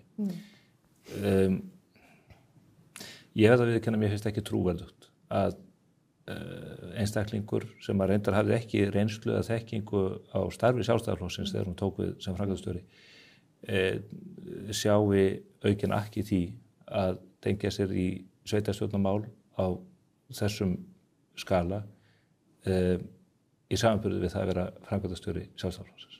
Nú það þannig, Stefán, að við erum bara öll manneskjur. Og ég vona það. Björg Ásta Þórðardóttir búin að vera frábær, hún búin að standa sig frábærlega vel í þessu starfi. Það rétt sem þú segir að hún hafði ekki mikla reynslu af því að starfa innan Sjálfstæðisflokksins en hafði verið þar flokksmaður í mörg ár. Og nú það þannig að Björg Ásta hefur kynnst flokknum vel. Hún búin að nýkomin úr hringferð með skrifstofu flokksins þar sem hún hitti trúnaðarmenn flokksins og hún hefur komist að því eftir líka að hafa fengið miklar áskoranir í sínum heimabæ, Vogum á Vatnsleysuströnd, að þá hefur hún komist að því að hana langar til að vera í framvarðasveit.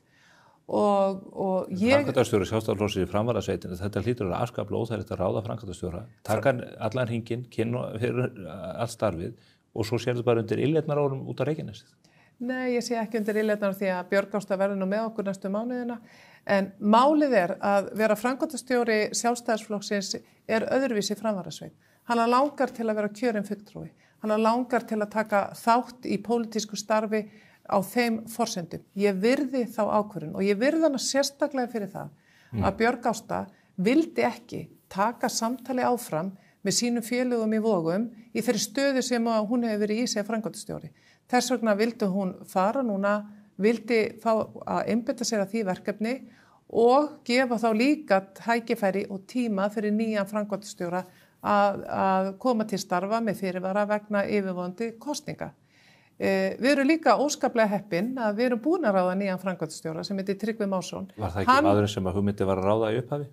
Hann gjörþekkir flokkinn, búin að starfa sem framkvæmdastjóri þingflokksins og við erum bara afskaplega glöð og ég sérstaklega að fá Tryggva til liðs við okkur.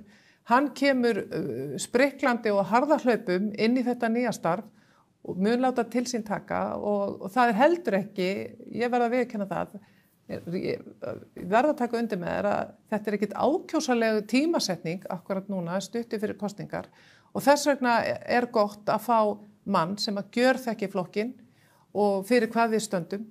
Þannig að ég kvíði engu, það bara mjög spennandi tíma framundan. Ég hlakka mjög til komandi mánaða, til sveitarstjórnarkosninga hringinn í kringum landið og ég hlakka til að 16. maí að sjá gott gengi Sjálfstæðisflokksins. Við sjáum hvað setur í þeim efnum, Guðrún Hafsteinsdóttir, þakka kærlega fyrir að koma. Það lýsir allavega meiri pólitískum burðum en maður sér víða að mæta hér á vettvang og svara krefjandi og stundum hálf kveitnislegum spurningum. Góða helgi. Það alltaf gaman að hitta þig, Stefán. Sömuleiðis. Við ætlum ekki að láta þessu tali alveg lokið hér. Við ætlum núna að dengja okkur í umræðu fæðingarorlofsmál á Íslandi. Það málaflokkur sem skiptir miklu máli.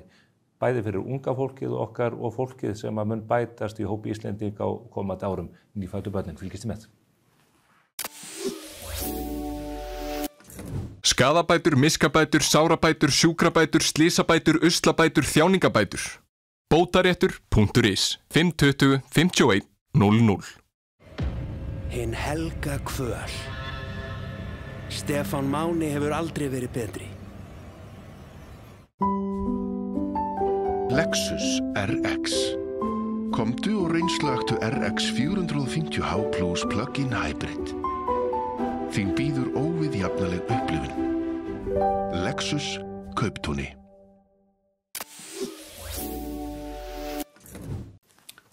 Komið sæl á nýju. Við þökkum Guðrúnu Hafsteinsdóttur, formanni Sjálfstæðisflokksins, fyrir gott innlit hér. Það greinilega margt að vera í pólitíkinni og spennandi vetur framundan.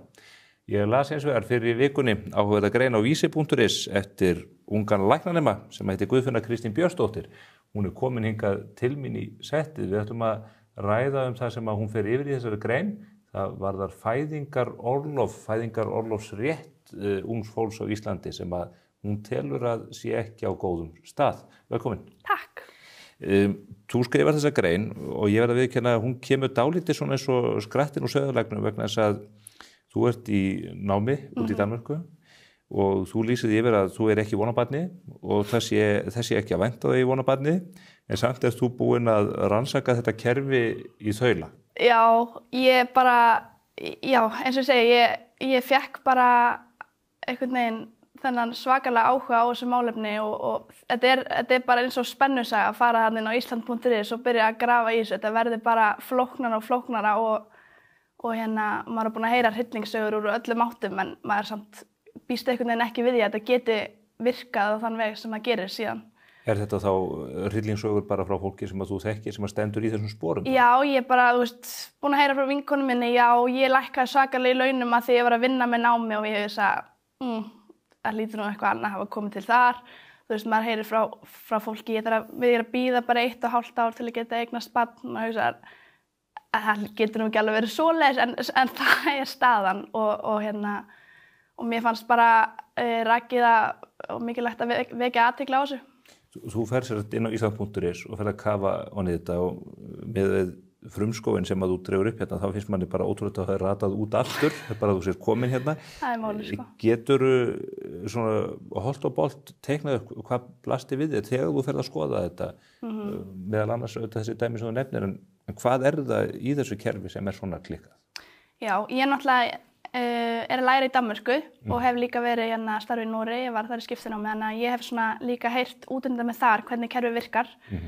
Í Danmörku og Noregi þá keppist fólk eiginlega við að eignast börn í námi því að þar er hugsað vel háskólanema og maður hefur heyrt frá vinnum sínum að það sé eiginlega best að eignast barn beint eftir náma því að þá getur við verið á fullum launum áður en þú fer síðan á vinnumarkað og allt þetta.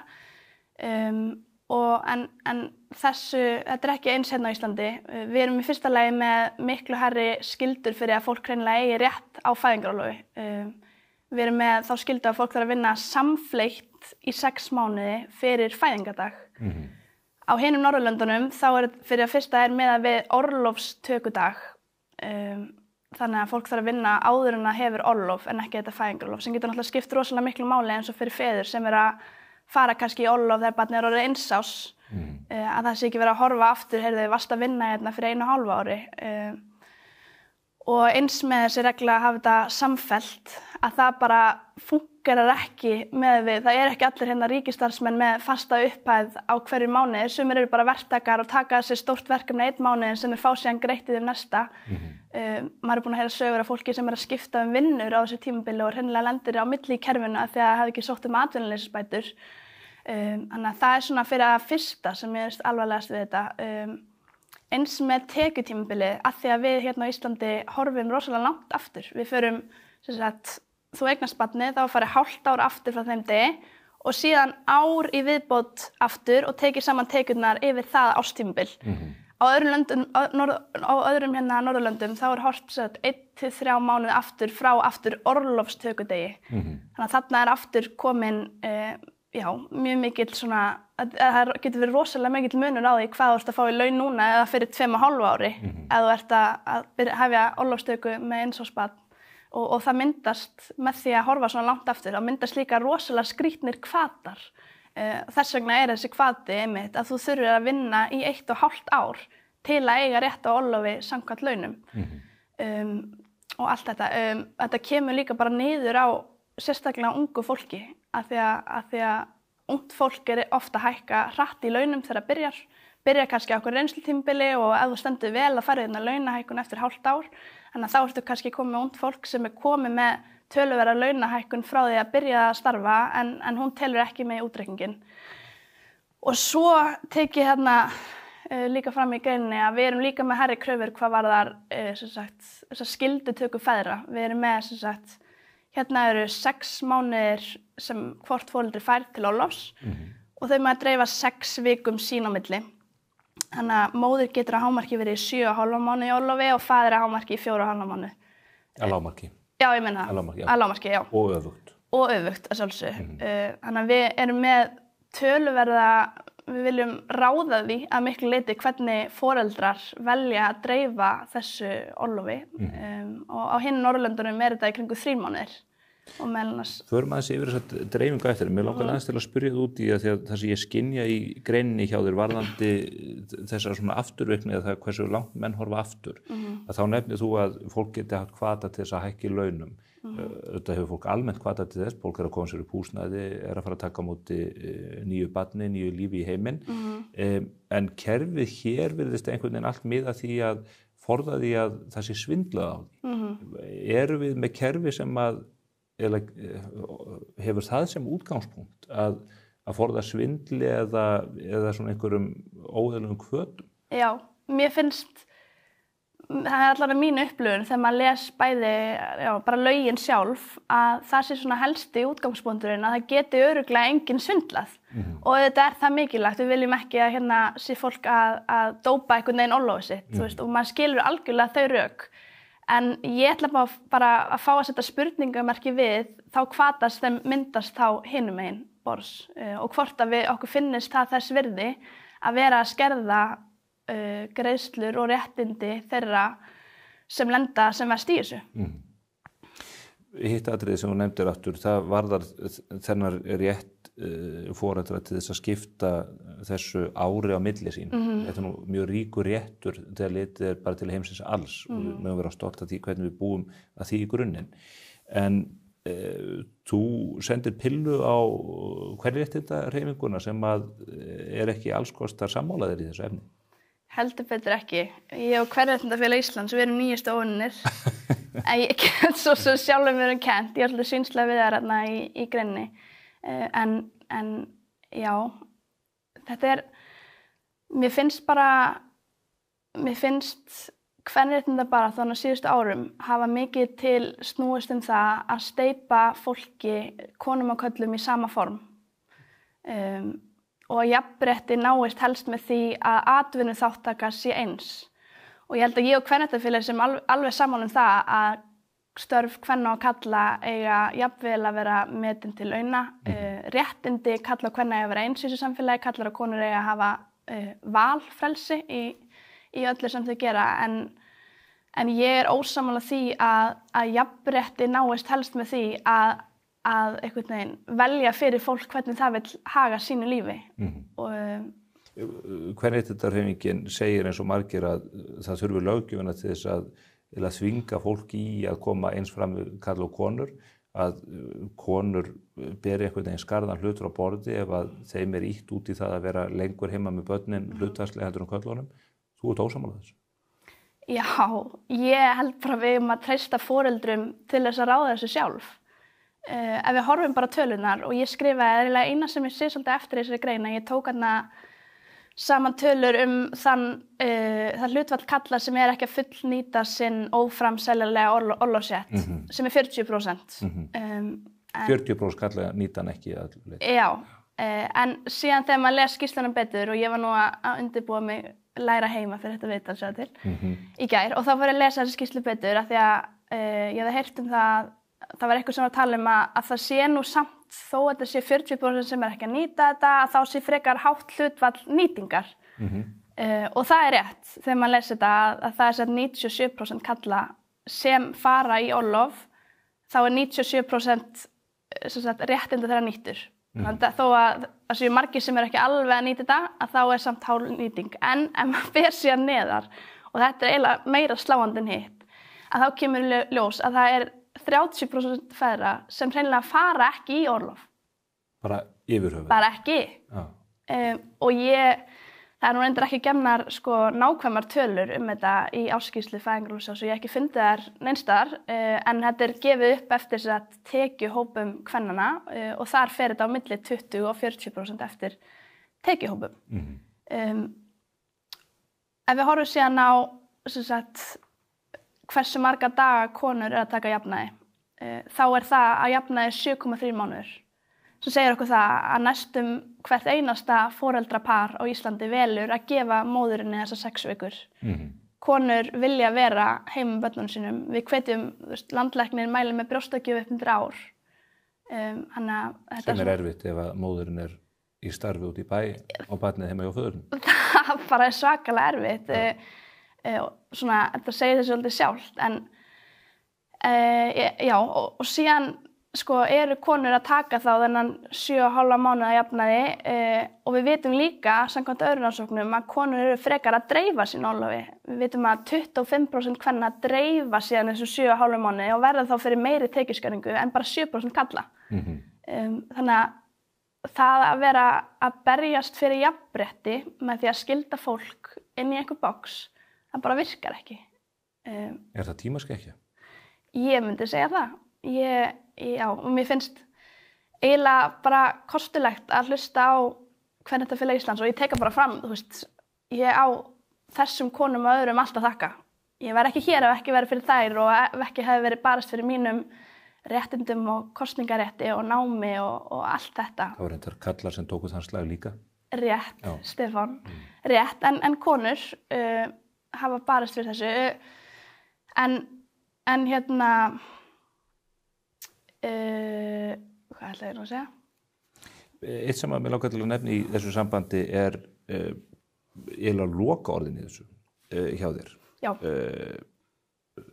Ég ætla bara að lesa hérna síðustu málsgreinina mjög stutt. Það sem það fara yfir leikskólavanda. En þessi leikskólavandi hlýtur að fara að leysast fljótlega. Íslenskir hugsunarmenn hafa fundið lausnina, eignist börnin eitthvað seint og sjaldan. Fæðingartíðin hríðlækkandi hjá okkur eins og öðrum Vesturlöndum. Það heldur þessu kerfa að kenna? Höfum við búið til kerfislega vanda sem gera það verkum að fólk sér ekki hag eða færi á því að eignast nógu mörg börn? Ég held að kerfið vissulega ekki hvetjandi á neitt hátt. Ef við horfum samt, nú ég að væla yfir því að þetta sé ekki eins hérna á öðrum Norðurlöndum, fæðingartíðin líka lág á hinum Norðurlöndunum, jafnvel lægri í sumum tilfellum, þannig að ég held að við getum ekki kennt þessu kerfi alla fæðingartíðina, en ég held samt að til að stemma stigu við þessari fæðingartíðinni að þá liggi beinast við að laga þetta kerfi.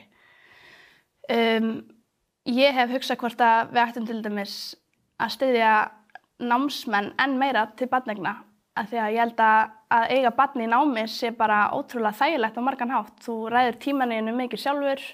Þetta verður líka gott fyrir atvinnulífið og gott fyrir konur sem eru síðan og karlar sem eru síðan að fara að starfa, að vera búin að taka út þessa kerfislegu áhættu sem mun alltaf fylgja ungu fólki, að það mun líklega þurfa að fara einhvern tímann heim í orlof.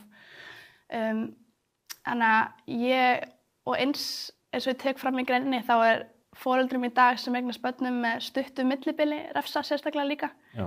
Sem maður náttúrulega eiginlega bara trúir ekki að hafa fengið að viðgangast. Kerfið þannig að þú hefur alltaf hag á því að reyna að lengja tíman á milli. Já, bara ef þú ætlar að fá orlof samkvæmt tekjum, þá þarftu að gera það. Og þetta þetta vissi ég ekki, en ef þú talar við foreldri sem eiga börn á þessum aldri, það vita þetta allir að þú verður að bíða og ég meina það eru 2 ára á milli mín og bróður míns. Mér finnst svolítið sorglegt að hugsa til þess að mamma í dag hefði einhvern hvata af því að reyna að bíða í allavega þangað til hún er búin að starfa í 1,5 ára vinnumarkaði og ef að konur eru kannski að taka ár 1,5 heima, börn eru að komast rosalega sent inn á leikskóla. Meðalaldurinn var held ég 22 mánuðir í fyrra í Reykjavík. Það er bara í kringum 40% sem fara til dagforeldra, þannig að það liggur fyrir að foreldrar eru að taka rosalega langan tíma heima. Og að þú þurfi síðan að byrja að vinna í 1,5 ár til þess að, já, maður eiginlega bara, manni falla svolítið hendur, sko. Ef að þú værir ráðherra ríkisstjórn Íslands og getur haft áhrif á þetta, hvað myndirðu bara, hver væru fyrstu skrefin? Nú ætla ég að færa þér völdin í landinu í örskamastund. Já, þetta nú, ég finn bara strax maður einhvern veginn reistallu við. Já. Nei, ég held að við þurfum að skoða þetta 6 mánaða samfellt þessa reglu. Ég held við þurfum að færa tekjutímabili svo foreldrar, svo að miði við væntar tapaðar tekjur í staðan fyrir einmitt þess að þú ert að segja að miða við helst að fólk sé ekki að svindla með því að fara svona aftarlega. Tekjur fortíðar. Tekjur fortíðar. Ég held við þurfum að styrkja námsmenn miklu betur. Námsmenn eru rosalega illa settir í okkar kerfi. Á öðrum Norðurlöndunum það fá námsmenn ákveðin styrk frá ríkinu og halda síðan sínum launum í mörgum tilfellum eða eru þá skertir í 80%. Við skulum líka hafa það í huga. Það er ekki öll önnur lönd í kringum okkur sem skerða þessa 80%. En allan, námsmenn fá í öðrum ríkjum bæði styrk og síðan halda sínum launum. Við erum með það þannig að námsmaður á rétt á 262.000 fæðingarstyrk námsmanna, nema ef hann er með tekjur yfir 330.000, að þá dettur hann yfir í vinnumarkaðskerfið og skerðist, þá skerðast tekjurnar eftir því. Þannig að það er alltaf annarkvort eða. Það er engin hvati. Það er engin hvati til að vinna. Sá sem hefur unnið, honum er refsað. Já, og sérstaklega þegar þú byrjar síðan að vinna aftur, þá er sérstaklega regla að þú getur, það er horft á þetta tekjuár sem hefst hálfa ári fyrir fæðingardag og ef að námsmaður var að vinna yfir 25% af þessu tekjuári en var í námi, að þá neita þau að fella út þá mánuði að því að þú taldist í rauninni til vinnumarkaðar. Sem er alltaf bara hvati til bara, þú ert að refsa fólki sem reynir að leggja sitt að mörkum hérna. Sem ég held sem betur fer að flestir íslenski námsmenn geri og við ættum að vera stolt af því. En já, eins og ég segi, manni finnst svona hálf asnalegt eiginlega að vera að tala um þetta. Þetta liggur svo, þetta er svo augljóst. Kerfið er snargalið. Þetta er snargalið og Og það þarf ekki mikið til að breyta því. Nei, þú veist, en ég held við verðum að hætta líka að vera sífellt að koma með einhverjar undanþágur og flækja kerfið í staðan fyrir bara, heyrðu, hvað með að við bara einföldum þetta, við tökum færri mánuðin í tekjureikningin, við þurfum ekki að leysa þetta vandamál, það er búið að leysa þetta bara víðsvegar heiminn, við þurfum ekki að finna eitthvað sér íslenskt kerfi hérna. Segðu stjórnvöldum það, en það á við hvert kerfið á fætur öðru? Já, og maður eiginlega bara upplifir, þú veist, það er ótrúlegt að tala við og nú ætlum ég ekki að fara að tala niður sko þá sem er að vinna á fæðingarorlofssjóði persónulega en manni finnst einhvern veginn í mörgum kerfum að það myndist sérfræðingar innan kerfana sem finnst bara æðislegt að vera sérfræðingar í þessu og þetta er bara því flóknara sem þetta verður, því meiri sérfræðingur ertu og ég skil eiginlega ekki hvernig það er hægt að vinna á fæðingarorlofssjóði, horfa á þetta svona í framkvæmd og segja ekki bara, heyrðu frú Inga, ég ætla að biðja hérna fund. Nú þurfum við að fara yfir þessi mál. Hvernig er þetta búið að viðgangast í svona langa tíma? Hver ber ábyrgð á þessu? Ég er ekki að segja að þau beri ábyrgð á lögunum. Nei. En ég ætla að setja spurningamerki við að það hef ekkert verið gert í þessu. Ert þú búin að biðja Ingu fund? Ég er ekki búin að biðja Ingu fund. Það er ekki að bæta úr því? Já, eins og segi, ég er ekki menntuð, ég er ekki kerfisfræðingur og ég er ekki... Þú ert orðin algjör kerfisfræðingur, ég fullyrði það. En ég hins vegar vona bara og hvet Ingu formulega hérna til að laga þetta mál. Ég held að það sé samstaða það, ég held að enginn á Alþingi myndi setja sig á móti því að breyta þessu. Ég held bara að staðan sé svo að fólk hafi ekki átt að segja á því að þetta væri svona. Og já, ég held að við þurfum að passa upp á að fólk geti hérna fætt og klætt og húsnætt sig og sína á meðan á orlofi stendur og ég held að Inga myndi alveg vera sammála með þar. Svo vísa sér í hennar eigin orð. Já. Þú ert að ljúka læknanámi núna innan skamms frá Óðinsvíum. Ég veit fyrir víst að þú ert að vinna áhugaverðri lokaritgerð rannsókn þar. Ég ætla að geyma spjallum það til síðar. Ég ætla að fá þig sérstaklega í þáttinn til að fara yfir það mjög áhugaverða mál. Já. Er það ekki málið? Jú. Guðfinna Kristín, þakka þér kærlega fyrir komuna og takk fyrir að taka þetta upp. Ég held að við séum mjög mörg sem að þökkum fyrir það að fólk plægi sig í gegnum þennan skóg. Já, takk kærlega fyrir að fá mig. Miklu hekkar. En þá er ekki meira á vettvangi spursmála í þessum 100. þætti sem við sendum út hérna úr hádegismóum. Við ætlum að halda talsvert upp á afmæli hér í komandi viku því að þann 1. desember á mánudaginn þá verða liðin 2 ár frá því að við hleyptum þessu verkefni, þessum umræðuþætti af Stokkunum. Ég minni ykkur sömuleiðis á bókaklúbb spursmála. Við ætlum að taka Íslandsklukkuna eftir Halldór Kiljan Laxness fyrir núna í desembermánuði. Það er ástæða til þess fyrst að menntakerfið hefur brugðist og er hætt að láta börnin okkar og ungmennin lesa þessar merku bækur. Íslandsklukkan er án efa eitt af stórvirkjum Nóbelskáldsins og einn skemmtilegasta bókin líka.